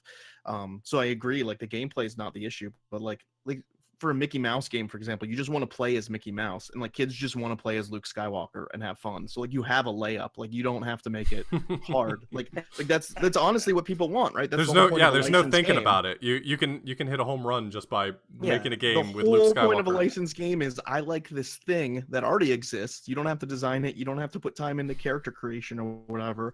Like Mickey Mouse already exists. Let's just make a game where you get to be Mickey Mouse and it's fun. And so like Star Wars, it's like I want to be Luke Skywalker, I want to be Han Solo, sure, but like you don't want to do it and then die, because he doesn't die in the movies. Like they succeed. That's what makes them fun. So like you go in and you're just Luke Skywalker dying all the time. Like that's not what people want. So I agree. I was gonna say 5.5 for the original game. I think I want to give it a rating that's above average because there were some ambitious things they did. The graphics and music are good. And Yeah, like, I think it's a do great It's game. an above average game. This So is like I think this it is the deserves best maybe a game 5 I've to ever. 5.5. This is the best game I've ever given a 6 to. I'll put it that way. It's a really good game that's just plagued by so many bad choices along the way that could have been so easily fixed. Empire, I haven't played enough of it for my rating to mean a whole lot, but it's lower. I mean, I was thinking something like a 4. Yeah, that's what I was thinking too. 3.5 or 4. It just seems like it's almost unplayable with the mistakes it made. And like inside of that shell is something that could have been really cool. Like again, even more cool ideas than the first one. Like I think the force powers are really cool. Some of the I mean, they shouldn't get too much credit for it because like we said, this is 1993. Like people are playing like Castlevania 4 at this point. But for the NES, like some of the visual effects happening, like walking from the foreground to the background with the Imperial walkers, these different force powers, these different ideas, the cutscenes in between. Like I think they had great ideas going on there, but like they just didn't put them together in the right order or the right way to make it this enjoyable experience. So and I think ultimately games are meant to be fun, right? As creative and cool as you can be, if you don't enjoy, like if you're just frustrated the whole time, there has to be a certain level. And conversely, we've talked about games that are way too easy, and that makes them less fun because you're like Kirby, for example. I think for most people, it's obviously not intended for adults, but like when you play it as an adult, it's so easy that it's hard to like enjoy it, so it's kind of I remember when I came to that realization was when I bought Kirby's Epic Yarn and I realized it's not possible to die in that game. Like you actually can't. It's like it's so hard to lose certain games that it's just like, how could you not beat this game but as soon as you come to terms with that, as soon as you realize that a game's been designed too easy, it stops being fun instantly. I realize that there's no challenge, there's no pressure, there's no anything. I'm literally just walking through a stage with the training wheels on. So yeah, it's a good thing with that. Like modern games have kind of adjusted for. We've talked about that with like Odyssey. Like Odyssey doesn't have lives. Like that's not the point of the game. It's not like, oh, this is gonna be hard to beat. It's like, go enjoy playing as Mario. Here's some cool physics. Here's some cool things. Some stuff's hard to find. Some stuff's very easy to find. So you can kind of choose your level of challenge. I think like we know a lot more about games, and our games have more storage, more space, more abilities to kind of present that. But so those are my ratings. What about you, Toad? Do you have numbers that you would give these? Yeah, I have numbers for this game. I think I'm going to split into two because I've speedrun them both pretty heavily. So I want to kind of give my perspective on both because I've also grown up with these games. I would probably give the first Star Wars game, I think I'll fit it pretty on the spot with a 6. It's not great. It's really good. And a lot of areas. Like the overall gameplay, like the fun factor of it is actually pretty dang good. The enemies are like spaced out enough. You're hitting every like beat of the movie as well with the stages they go on. So like you're playing as Luke as he continues his journey, and the whole game is just it's good. It's I don't think I can go into actually particularly more in depth than it's just good. But as a speed game, I'd actually give it a 9 out of 10. Oh, wow. It's one of my favorite overall platforming speed games I think I've ever played as. You get the P-Speed from Mario. You got a bunch of different interesting, you have the floaty controls, but they actually work in your benefit in a lot of ways. You can learn to control like swinging through the air and stuff like that. The quick boss fights are awesome. The TIE Fighter and the X-Wing at the end are actually very important to the speedrun overall. It depends how fast you kill things in those sections and how fast you progress. Sure. So I think overall that's hard stuff to optimize. That kind of stuff's really hard to optimize, like those cursor shooters. Yeah, so I would say it sounds like it's kind of like Super Mario Land, which I think its controls are not great, but like if you start speedrunning it makes the speedrun really fun. So like as a casual designs decision, you'd say Mario Land you should have definitely made better physics for your video game. But like once you implement it into a speed game, all of a sudden it makes it way more fun.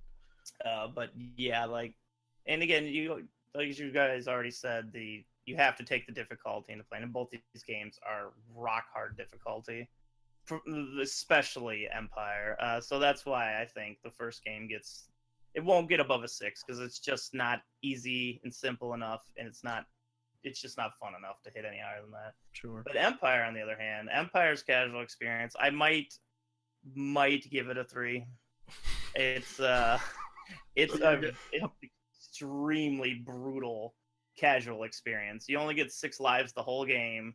You die in any level, you're set right back to the beginning. And these levels aren't short. Even the speedrun takes over like 2 minutes in some of these levels. I think that's why I was a bad podcaster and didn't end up like playing through it really, because like I watched TMR play it for a very long time. I'm sure I think it took him 20 to 30 hours to beat or something, for this simple platformer, and it looked infuriating as a casual experience. I mean, I was having a little PTSD just remembering how brutal some of those levels were. I save stated through 3 levels and decided I knew enough.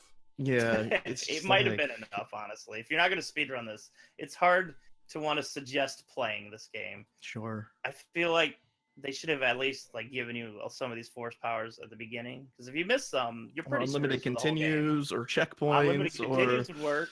Enemies that die in less than 40 hits. Like, I think bosses have over like 10,000 points of hit points, and you might do 1 damage with your regular blaster. It's absurd how many times you have to shoot enemies in this game if you don't have the force upgrades. Now, as a speed run, I would probably maybe give it's like a 6.5. Okay. There's too much RNG elements in this one. The movements can be fun in quite a bit of the game, especially when you're trying to like use the super jumps to your advantage or use the force powers in specific areas. But when it comes to the last level, you have a last boss that's completely random. Like if he wants you to die, then your run's over. Yeah, you lost like 15 seconds to him on your world record because of RNG. It was like, oh, what a bummer. Things at you, and it just ruins your run completely. It's really annoying and aggravating in that regard. And I just think it doesn't capture as much platforming fun and movement fun as the first game has overall. So yeah, I would say Empire's a bit worse overall than just Star Wars. So that's our review. I think from our ratings, it's pretty obvious. If you're gonna play one of these games, play the first one for sure. And Toad would endorse you to learn to speedrun it, get that leaderboard a bit longer. It's fairly short for being Star Wars on NES. You'd think it would be a ton. Empire has only 2 runs. I think that's evident of a lot of things we've said. So people not wanting to take on that challenge. But let's go ahead, take a quick break, and then Toad can tell us all about these speedruns in more depth.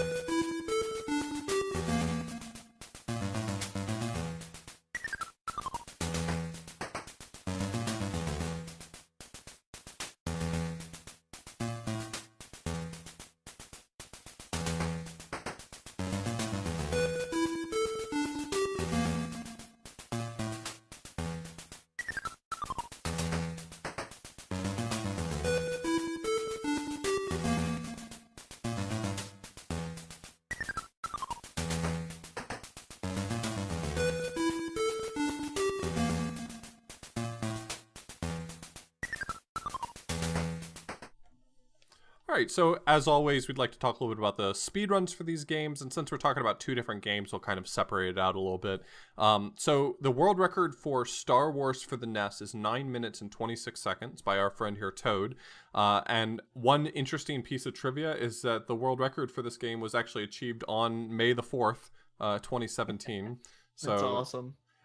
I think that was on purpose, right? Weren't you actually playing this game because of May the 4th? Yeah, I was purposely grinding it hard on that day because I wanted to get a solid time on that day specifically for the Right. holiday. Well, the holiday, Sure. and Does that keep you yeah. from wanting to run it on days that aren't May the 4th to keep that like you could improve the world record by 1 or 2 seconds, but you just don't want to do it and have it be on like October 2nd?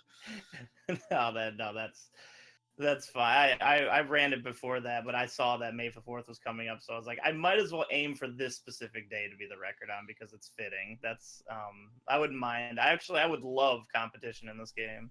It's such a good speed game. It's a really good game, and it's actually seen a lot of attention historically. I mean, Muha was the old world record holder, and he had put a lot of effort into it. And before him was actually someone else. It wasn't Striker. Striker's on that leaderboard, but someone else had the world record before Muha, and I can't remember who it was. But it's kind of interesting. I mean, you know, once Toad got his hands on it, that was all said and done. But it did see kind of a lot of attention from different people at different times. So That's the typical occurrence when Toad does a speed game. I'm just gonna let you all know that.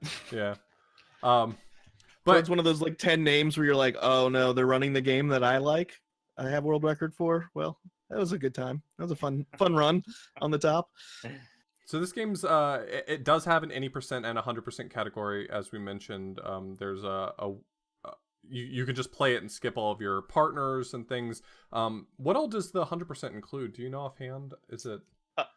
Yes, you have to rescue all the members and basically get their cutscenes. There's only about 5 different elements that keep it from any percent to 100%.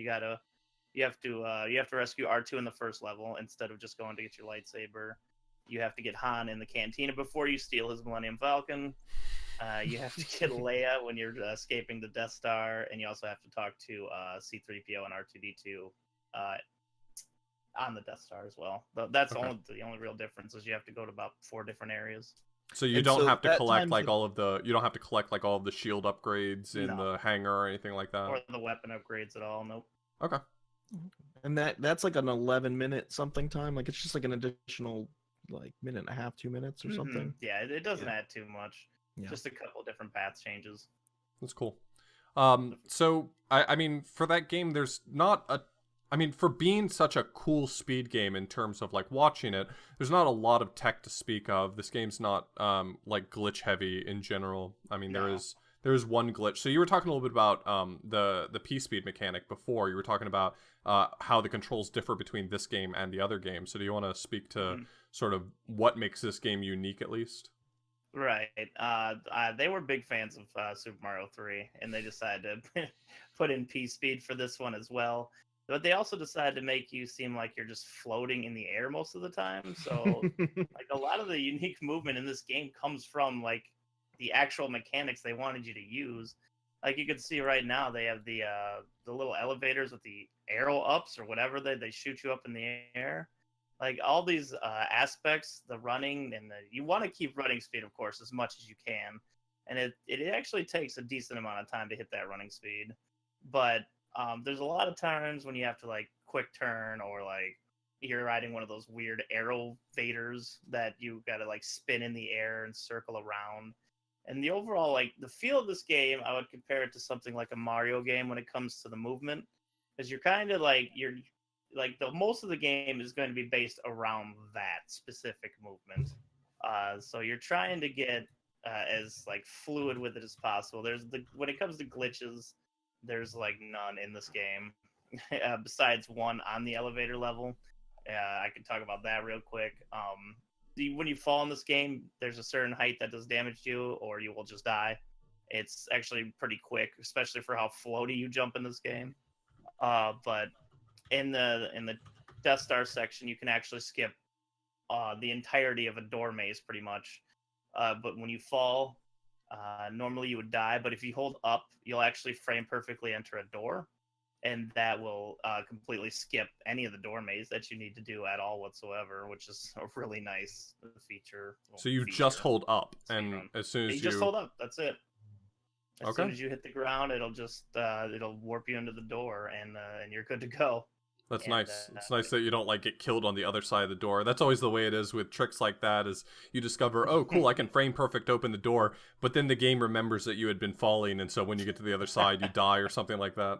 No, yeah, this one just it kind of, yeah, I guess, puts you on the ground and you're safe after that because it's the one really cool skip in the entire game, I'd say. That's nice. Awesome.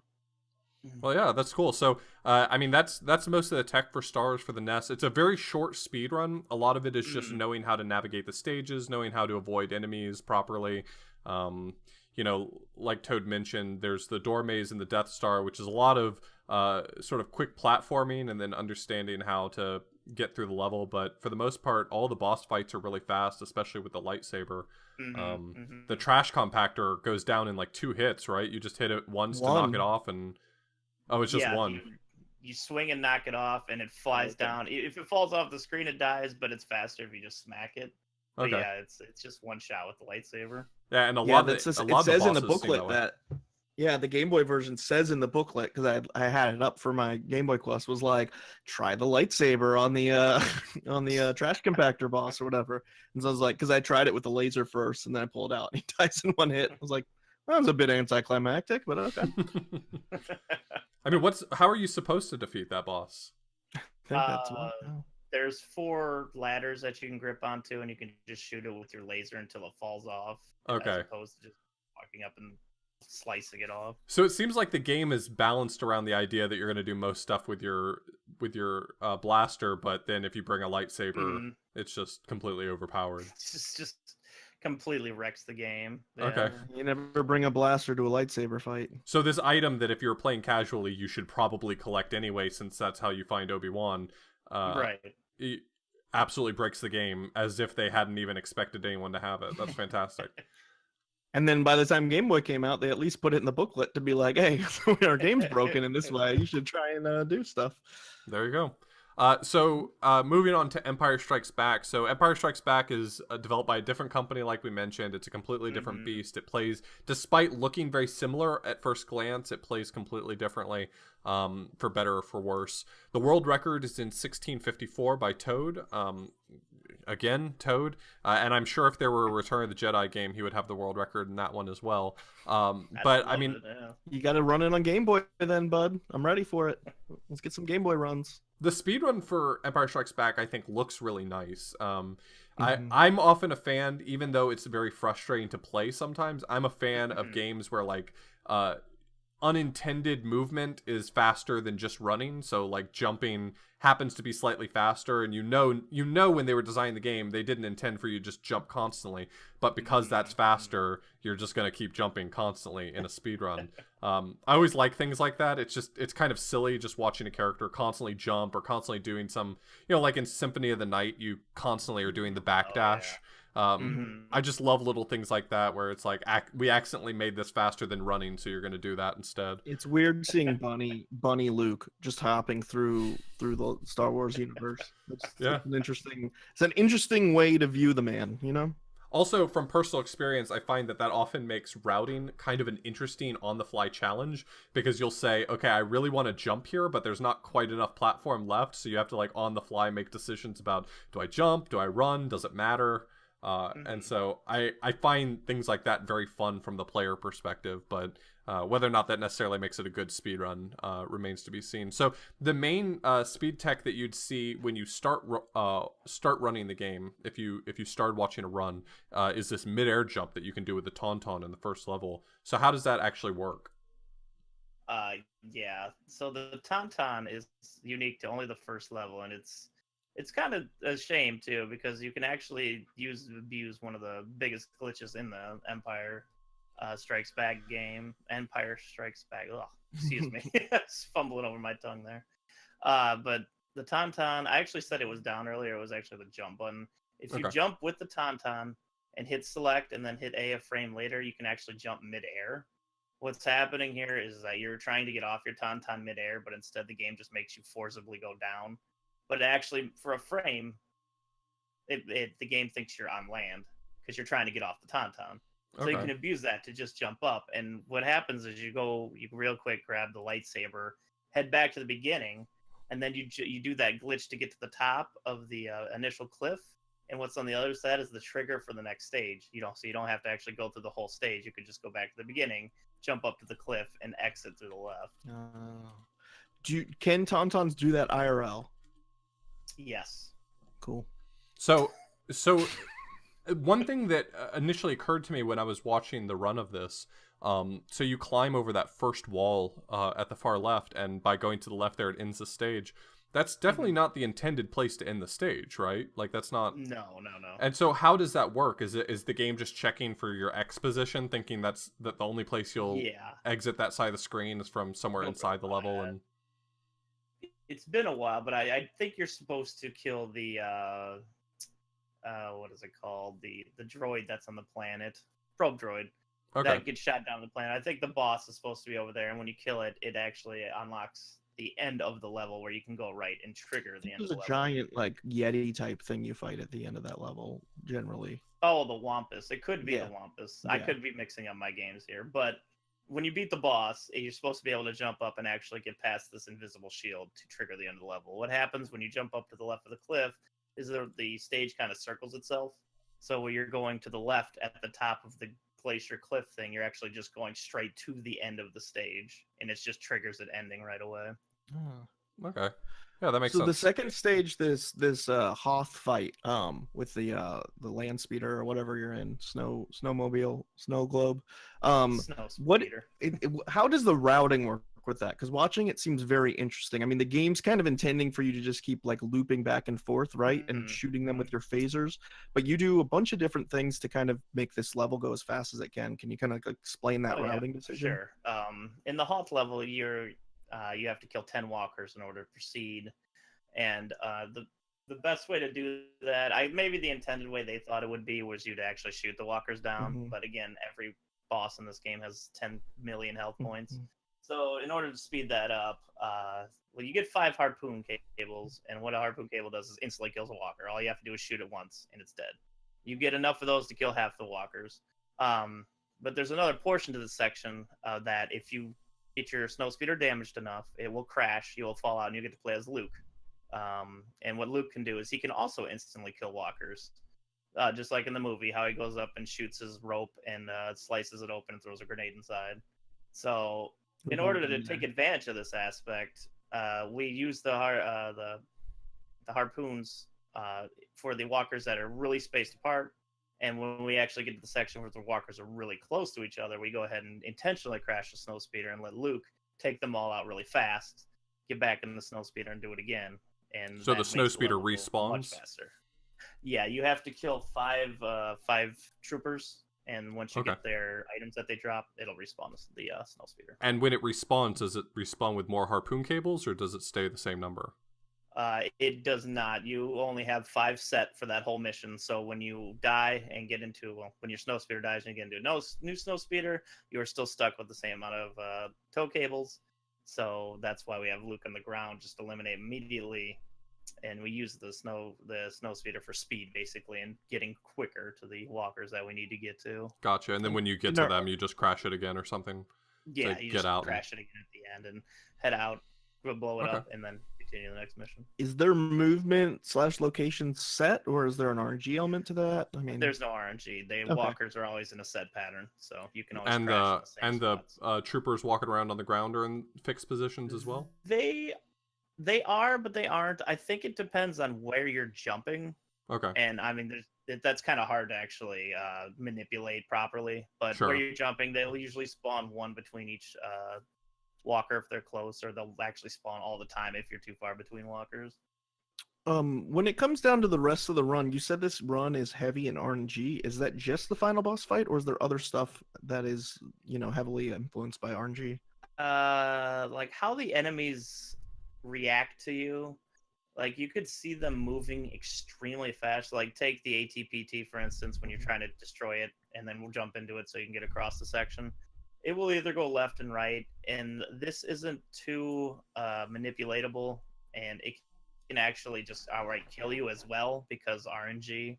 You can Okay. get like stuck inside of its hitbox and just get hit a million times. Sure. So there's stuff like that, and there's a lot of the mini bosses that are that way in that game, to where they're like roll around either constantly so you can't hit them, or they'll block some kind of path that you need to go to. That it's frustrating in that regard. And like the end Vader fight is probably the most frustrating bit of RNG of all, since it's right at the end of the game.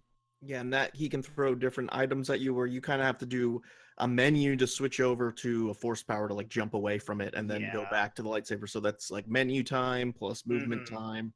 So it's And then all just a these waste of fights, time. you are really up close against these guys. I mean, just wailing on them. So there's a lot of, like you said, if their movement is varied at all, you could die because you're tanking a lot of hits. Exactly. I mean, Yeah. you can't really get close with the lightsaber and hit stuff and not take damage. So you kind of just have to outlast You gotta them, I hope for the guess. best for a few parts Yeah. of that game. It's just hope. There is no drop RNG or anything though, right? I mean, your force stuff's always full to the Force point stuff's you want it always to what it be. is. When you pick up a force power, it refills all your force, no matter what force power it is. Okay.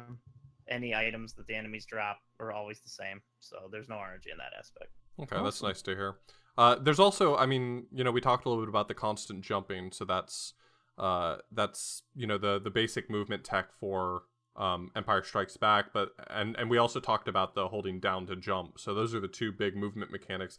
Neither of them are necessarily speed tricks. The holding down to high jump is kind of necessary to progress through the game. Is there? Many parts, yeah.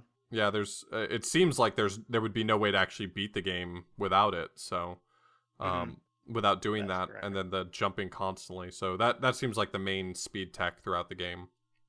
Yeah, it's for basic speed tech for the movement, you're definitely just bunny hopping everywhere.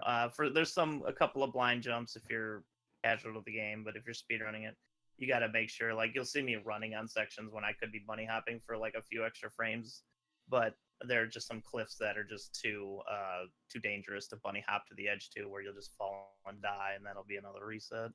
Right. Yeah. Awesome. With an already difficult game like this, you don't need to add the Golgo 13 frame perfect jumps to it. So. Yeah.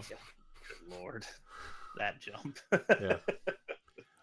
So any last thoughts about these two speed games? Like anything that we left out, tricks wise? So something I want to move up from the visualize to look Q&A into here, right here. Space Cow actually asked for the Q&A coming up. How easily can these runs be learned? I mean, they seem like incredibly challenging games, but would you say that they are easy enough to learn for someone who's interested in getting into these?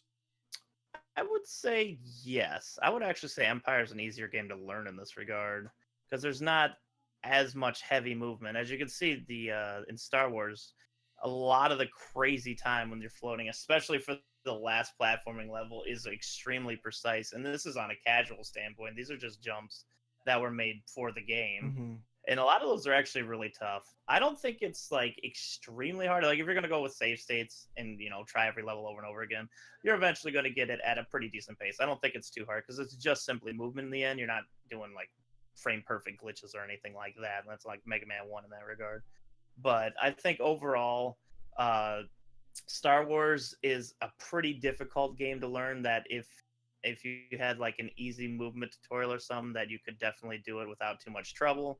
And I think Empire is a little easier to learn, but you're just going to get frustrated by a lot of really crappy RNG that you can't do anything about. Are there like, tutorials for either of these games? There are not currently. Okay. I was considering doing one for both of them in the near future. Awesome. 'Cause I'd love to see more runners for both of them. As hard as I hit Empire in the rating section, it's still a solid speed game. It's not great or good. Sure. by It's any got a lot of means. tech to it, which I think makes it an interesting Yeah. watch for sure. It doesn't look like the kind of run I would enjoy doing personally, but I would enjoy watching somebody else do it, because there's some cool tricks. There's a lot of cool movement. There's a lot of intense combat, with some high pressure to it. It's a cool game to watch for sure. Both of them are. So even if you don't feel like picking them up, definitely see if you find anybody playing them. I don't know if anybody's currently actively grinding either of these games. Do you know if they? I don't think anybody's playing either of them at the moment. You know who is? Some listener out there. That's the next. Yeah, that's it the could next be grinder you. of this game. Oh, me? Well, yeah, you or anyone else listening. Is it a randomizer? No. Remember, I'm done with speed gaming. I don't do that anymore. All right, let's take a quick break. We'll listen to some music, and then we'll jump into your questions and answers.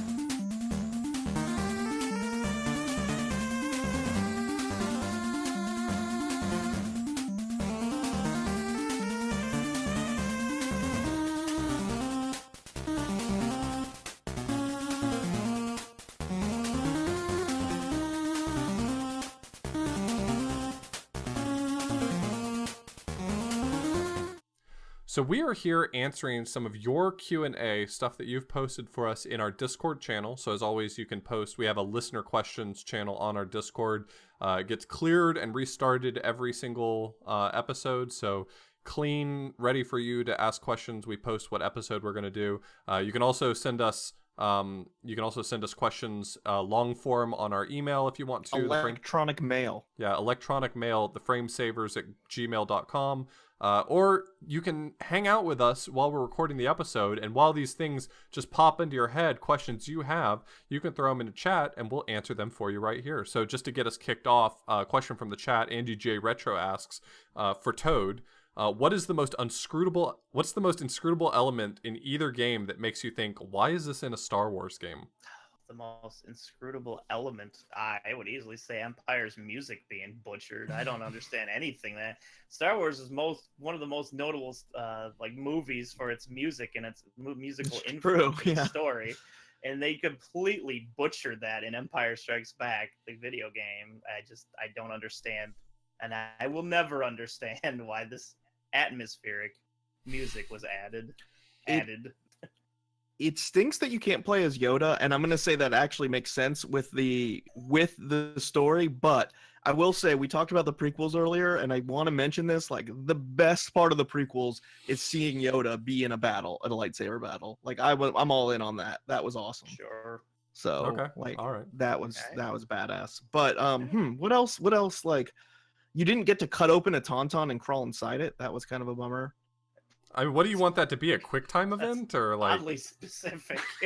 like a rhythm game? Like you have to slice smoothly. Rhythm game, absolutely rhythm game. You nailed it. That's what I want. The heart wants what the heart wants, Chad. So Space Cow 2455 asks, with all the RNG, how many resets do you see on average per completed attempt? For the first game, or are they talking about Empire? I'm not sure. I think that question was asked while we were talking about Empire, but go for it for either. Okay. Well, the first game has its very big lack of RNG, so your own mistakes or your own grave in the first game. The second game, I would say a lot. I think out of 300 plus attempts, I finished it 9 times. Okay. And I would say at least 200 of those were because Vader was a jerk, or some other like random enemy was knocked me off a cliff or something. So quite a bit. All right, so that can be kind of rough. I have a general question for the chat. Can I ask real quick? This is one I thought of before, and I know it kind of just came up in context, but if you were to have to cut open a speedrunner and crawl inside it like a tauntaun for warmth and survival, which speedrunner would it be? I'd pick John. Mine would be you, for sure, 100%. I've already thought of that before. I pick myself. I have a lot of space. This is so weirdly romantic that we picked each other, John. I don't know if that's. I don't think you understand romance. We need to watch The Notebook after we watch Star Wars apparently and learn about the Millennial Falcon. So Yellsrake asked on our Discord. He says, a question for Toad again. Did you know that Journey to Silius was supposed to be a Terminator game? This is apparently an inside joke. Please feel free to disregard it in favor of actual topical questions. I did not disregard it. We didn't get enough topical questions, so we're here to not disregard it. Did you know that? No, I did not. Thank you for bringing that to my attention, Yells. That's very nice of you. It feels like there's a story here. You can tell me if the story is not worth telling, but I'm interested in knowing if there is a story worth telling. It's quick enough. When I was running Journey to Silius, a new person would come into my chat every single day and be like, "Did you know that this was supposed to be a Terminator game?" Every single day. This is a really weird thing for like that many people to know, because Journey to Silius is a pretty, like, I think it's a hidden gem. I love that game. I'm a huge fan. Yeah. And it's a game that I got into when I started collecting, but I had never heard of it growing up or anything. So it's a weird thing for that many people to know it and feel obligated to bring that knowledge to you. So, but Yellsrake, as always, stepping up to the plate, didn't want to let it fall through. Absolutely. On this episode that clearly is not about Journey to Silius in any way. Thank you. So Space Cow asked, how do you think Star Wars or Empire could have benefited from the Tanuki suit or other Mario 3 tech? So I guess this is is supposed to go along with the discussion about all the Mario 3 style movement in the original game. Oh, as in the Tanuki suit where you can turn into stone or kind of fly with it with P-Speed? Yeah, I think both of those sound great. I mean, Empire Strikes Back. Greatly. Empire Strikes Back ended up having like the Force levitate, so you could use that. Mhm. That's what I was gonna say. It basically does have that with that. I will say the Mario tech it should have added was the cloud or the whistle, so you could skip levels in the game and not play them at all. That would have been some great That would tech. make great sense. It's like you finally get to the level where you're gonna, the huge climax. You're gonna fight Vader because for some reason Vader's in these levels and you have to kill him, which makes total sense for the story. And you just say, no, I'm just gonna cloud that level. It's crazy how many times he died. It's unbelievable. Yeah. Yeah. I mean, the Namco game alone, he dies like 7 times. Good on Typical him. Vader. Good on him Typical for Vader. having that much resilience. Most Yeah. people would just stay down. He's but really he the just gets hero. Much like I tell my nieces about Voldemort actually being the good guy and that all the Harry Potter books and movies are propaganda from the Harry Potter camp, I also believe Vader probably is a good guy. You're a good uncle. I'm glad that Yeah. you're. I'm glad that They're you're getting allowed to be old around enough him. to like know things and like know that I'm an idiot. It sucks. I miss being able to lie We all free must have learned willingly. that at some point. Yeah, I taught So- him well. So Space Cow, actually, we often invite you guys to ask us more general questions, not specific to the guest or the episode, but just general speedrunning questions. And Space Cow asked, "What's your setup for capturing output from a console and also outputting it to a TV?" So you can buy splitters. I think that's I think a lot of people can be intimidated by the idea of producing a console setup, especially when you're so comfortable with emulator and all it is opening a program. But it's actually not that hard. If you have a CRT or any television that can accept composite or S-video input, most of your consoles will output either composite or S-video, and you can get a splitter that will split it off one side to your TV and one side to a SD capture card, which are relatively inexpensive these days. A GV-USB 2 is like $40, and it's great quality. So Yeah, I mean, the real challenge comes for when if you want to upscale to like a much better quality, like some runners do. We've had like Tina Hacks and Proto Magical Girl on the podcast. They're both like big audio or video junkies where they like use OSSC upscalers. They're using HD capture cards for their SNES and NES and stuff. That's when stuff gets complicated. But if you're just generally looking to stream and not use emulator, you just basically need a powered splitter and a capture card and a TV that'll play the system. yeah, you can get most it's everything obviously you a lot need. If harder. you've already got the console and the TV, you can get most everything you need for $50 or $60. Yeah, the TV is probably the tougher point. Like if you don't have that, you've got to find a CRT, which it's been becoming harder and harder, especially the last 2-3 years. I found that if you go if you on have a CRT, Craigslist, if you go on Craigslist and search for, and I kid you not, if you search for old style TV, don't type CRT. Nobody knows what that means. But if you type in old style TV, that has actually produced consistently the best results for me. That's awesome. And you can usually find a good quality CRT for about $20. You show up to someone's house. Usually if you contact them in advance, if I'm ever buying a CRT, the handful of times I've done it, I always ask them, do you have something that can test it so I can see picture on it? If not, bring your own console or something so you can plug into it just so you can see what it looks like. But it's not too hard to obtain a CRT either. So yeah, I've noticed they are much, as a collector, somebody kind of used to go to a lot of thrift stores and stuff. I've noticed they are much less frequently stocked at like a Unique Thrift or a Salvation Army, Goodwill. Like I used to always have a wall of those that I could just like look through. But yeah, like checking OfferUp, Craigslist, places like that. I just found 2 PVMs for $50, so combined. Nice. So that was wow. an amazing deal. I mean, they're not like the RGB ones, but still, like you can find deals out there, especially because people just want to get rid of them and get them in your car. Oh, But yeah. I recommend hopping on that soon if that's something you're interested in, because they are becoming more and more scarce. Mhm. People are starting to think that they have value because they're more scarce, which they kind of don't, but I guess maybe they kind of do. I don't know. It seems ridiculous. So if you have specific questions about this topic and you would like to get a setup, feel free to drop by our Discord and we'd be happy Absolutely. to link you to some stuff, point you in the right direction. I mean, it can be hard and daunting to hear us say it so flippantly that it's so easy to get this set up, but we know that it's somewhat nerve-wracking if it's your first time. So if you drop by the Discord, we'd be happy to try to point you in the right direction. Yeah, when I first started streaming, I was streaming on a Mac laptop before OBS worked on Mac. There was no Mac OBS. Using Flash Media Live encoder, using a $10 capture card, having no clue what I was doing, and it was a really frustrating thing. So it's completely like I completely empathize with anybody trying to get into it. It seems daunting. Even now, like I just upgraded from composite desk video, and I had to figure out a bunch of things, and it can be really frustrating. It's a lot easier to just sit down at your setup and be able to hit start recording and play or start streaming. So definitely, like, we're here for you. There's plenty of people in the community that are resources that are really passionate about that stuff. So definitely hop in our Discord. You can find it on theframesavers.com. I'm gonna let you read this last question while I think hard and long about my life. So Kinnison13 in chat asks, question for the panel: do you enjoy randomizer or actual real speedrunning? I assume that it says sped D running, so I don't know what sped D running is. That might be something different. John's already taking this personally, so he's going to micromanage the spelling. 100%. So I think the or represents not in the normal way that you think of or, where it's do you like one or the other, yes or no? Or I think this is asking us, do you prefer one or the other? So I will say that what I watch most typically is RTAs on vanilla games. But there has been such a big rise in randomizers lately. I'm actually starting to watch a lot more of them. So I interpret this question as, do you enjoy randomizer like a garbage human would, or actual real speedrunning, right, which don't is take a it value? too personally. I feel like the adjectives actual and real are being used specifically for like a connotation. Listen, I've speedrun for 5 years. That's always my main focus. I do watch mostly RTA speedruns, like Chad said. Also, I've gotten into rando lately, and I do think it's really fun. It's a really cool puzzle. It's kind of like the esport of speedrunning. Like, it's always something you have to adjust to each match and stuff like that. So that's pretty cool.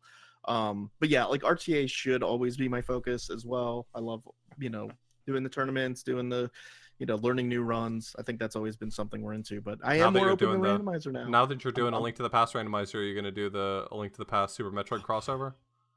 There's no way ever. There's 0% chance. I was know watching one of those. Super Metroid. It's I was crazy. watching Zost play that last night.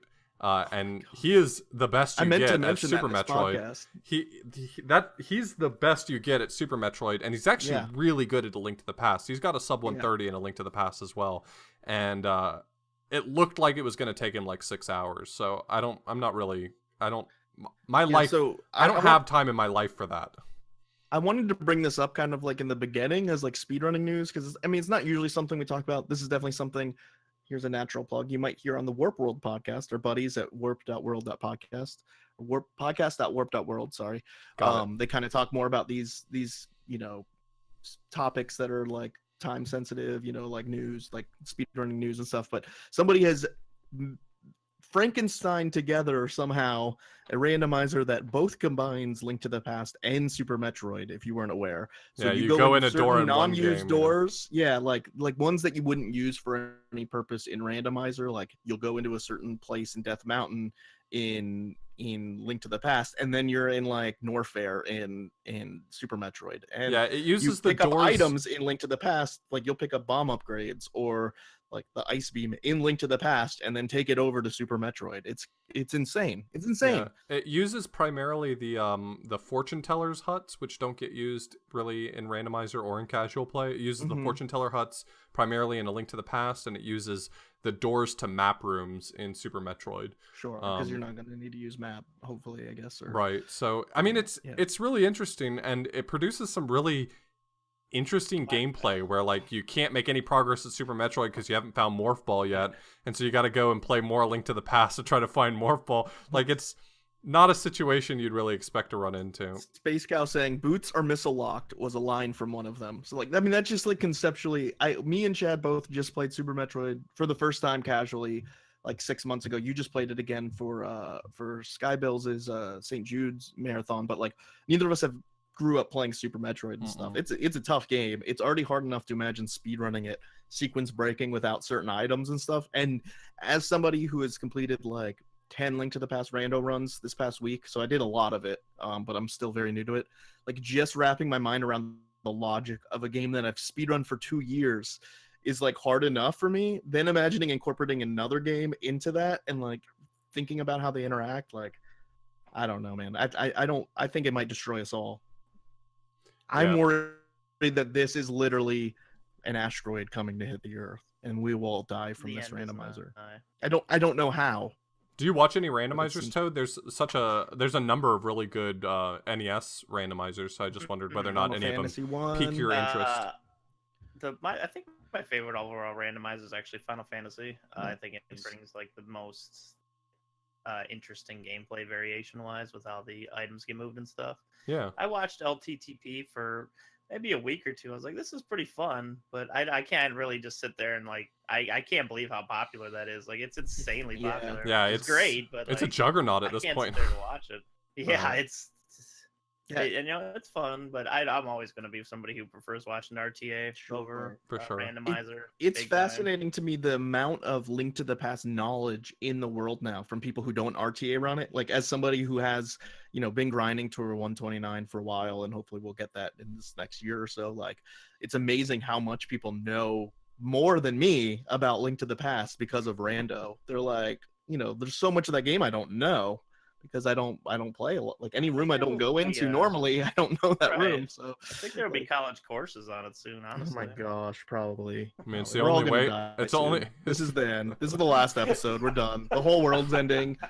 Super Metroid: Link to the Past is gonna fight Google and Amazon in the Third World War, and we're all gonna be wiped out somehow. I don't know how, but it's gonna happen. So, but we've really appreciated having you all around in the meantime. So, well, you know, while we've still got a podcast, I guess. You can check us out at www.theframesavers.com.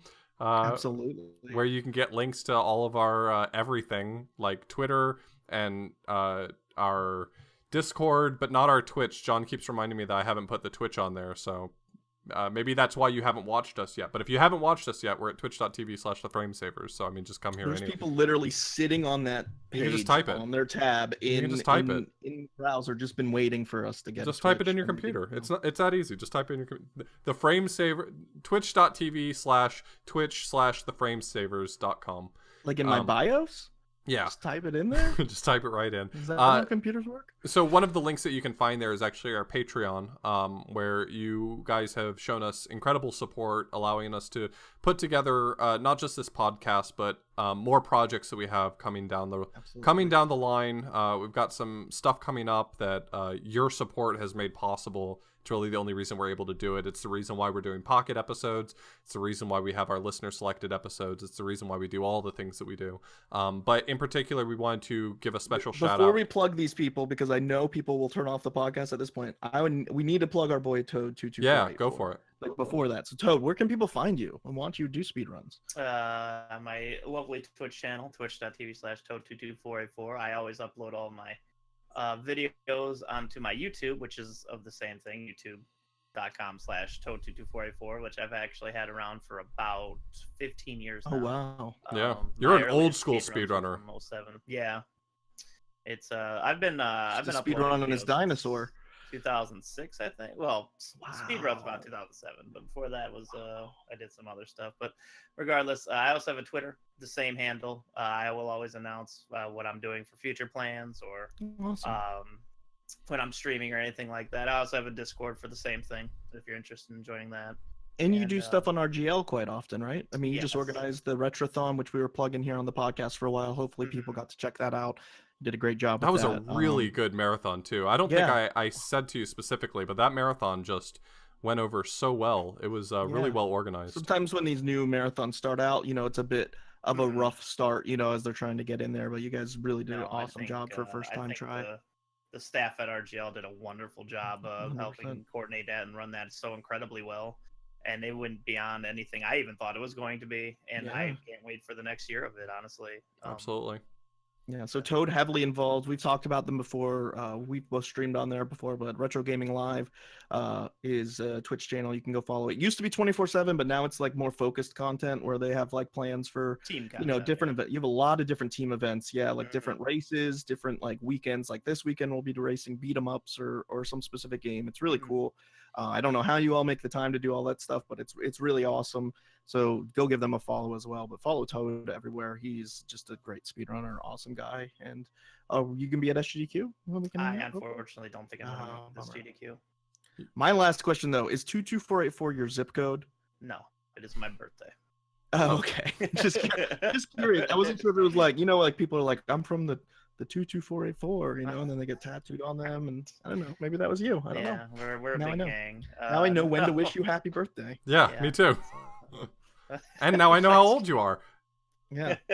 We all do now. All of us who know math, which is like at least 10% of us, figured it out. It's too plain for almost like any website ever. Somebody's always has it, so I figured I'd just throw something on the end of it. And that was the numbers lined up well.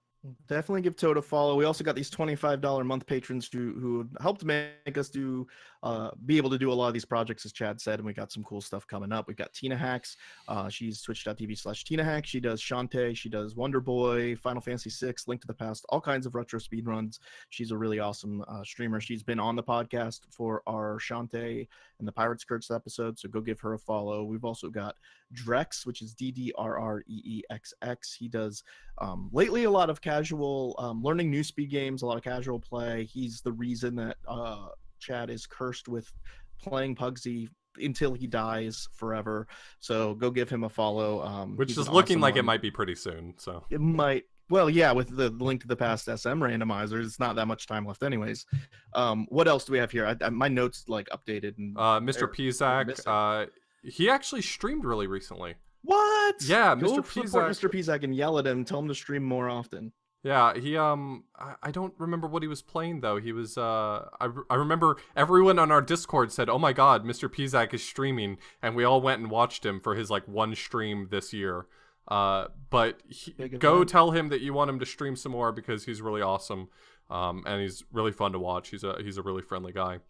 And then we've also got Kip, twitch.tv/Kip. He's a really awesome Super Metroid speedrunner. Really one of the top speedrunners out there for Super Metroid. And in addition to just being really fantastic at the game, he also hosts a Super Metroid Strat Chat, which is a stream he does every other Thursday on his stream, where he invites other prominent members of the Super Metroid community to talk about tech and tricks and how to learn the game. And just, I expect that to become more popular now that the end of the Earth is coming. Yeah, people are going to need to know. They're going to be like, I know Link to the Past, and now I'm stuck in this room with the boomerang and bombs, and I can't get to Norfair. What do I do? Yeah, Kip's gonna be big soon. His Strat Chat's not focused on just learning a single category. It's on individual strats and tricks. So I mean, it's the perfect resource material if you're trying to get a little better at the Super Metroid half of that randomizer combo, or just doing the classic Super Metroid randomizer anyway. But those are our $25 a month patrons. We're really grateful for all the support that they and everyone else has shown us. Where can they find you, John, if they want to see you say things and do things? Well, you can find me in person if you know where I am. You can just come find me and say hi. But normally, most of you won't know that information. So you can find me on twitch.tv/John Carls on Twitter. And, well, not on Twitter, on Twitch. You can find me at John Carls on Twitter, John Carls1 on YouTube until I figure out how to change that with money or sketchy Russian people threatening somebody. I don't know. We'll see what happens with that. Where can they find you? You can find me on Twitch, Twitter, and YouTube as Author Blues, and I think you're too late to the game to be able to change your YouTube username. We're now no longer. I don't have partner or whatever anymore with them, so I'm lucky that I have anything. We're not big enough to be allowed to have vanity URLs anymore. We just got grandfathered in, so. Yeah, so I'm like, I think I need to gain like 1,800 subscribers and like I think like probably like all right, if everyone who downloads this episode of the podcast goes and subscribes to John's YouTube channel, he may have a chance at being able to get his handle changed. I only have 180. I have 5,000 Twitch followers and 180 YouTube subscribers. Something is missing here. I upload content all the time. I spend that time. I'm like, man, this is a waste of time. Nobody's gonna ever watch this. So prove me wrong. Also, special thanks to our producer who makes this podcast as great as it is and puts in a ton of hard work, Brian Morgenthaler. And he streams. He does. You can find him on both Twitter and Twitch at bmorgstv. And also big thanks to Space Cow, who, as usual, is helping us with the Q&A, collecting your silly questions and making it easier for us 100%. To answer them live. So big Yeah, thanks go to follow him. Brian. He's been doing some Fortnite and some horror games with his wife, some sort of co-op game with his wife, which is really fun. And he usually does not have very many viewers, so I know a lot of you appreciate him and like him. So just put on notifications for his stream. Go say hi to him. He's also super friendly and funny, so I mean, Yeah. worth watching nonetheless. Yeah, and he's about as good as I am at Fortnite. So if you've seen that, Oh. then Well, hopefully Yeah. it gets better. yeah, let's hope so. It's not a great, but you might see us playing together. So we play together a lot, and we're all bad. That game's hard. So, any last thoughts? I say go learn this game. Go learn the first one. Don't ignore the second one though. Yeah, go play Super Metroid: A Link to the Past randomizing. No, I'm just kidding. Thank you all so much. Go play Star Wars NES. It's super good. Thank you guys. Yeah, thank you all so much for listening, and we will see you soon. Peace.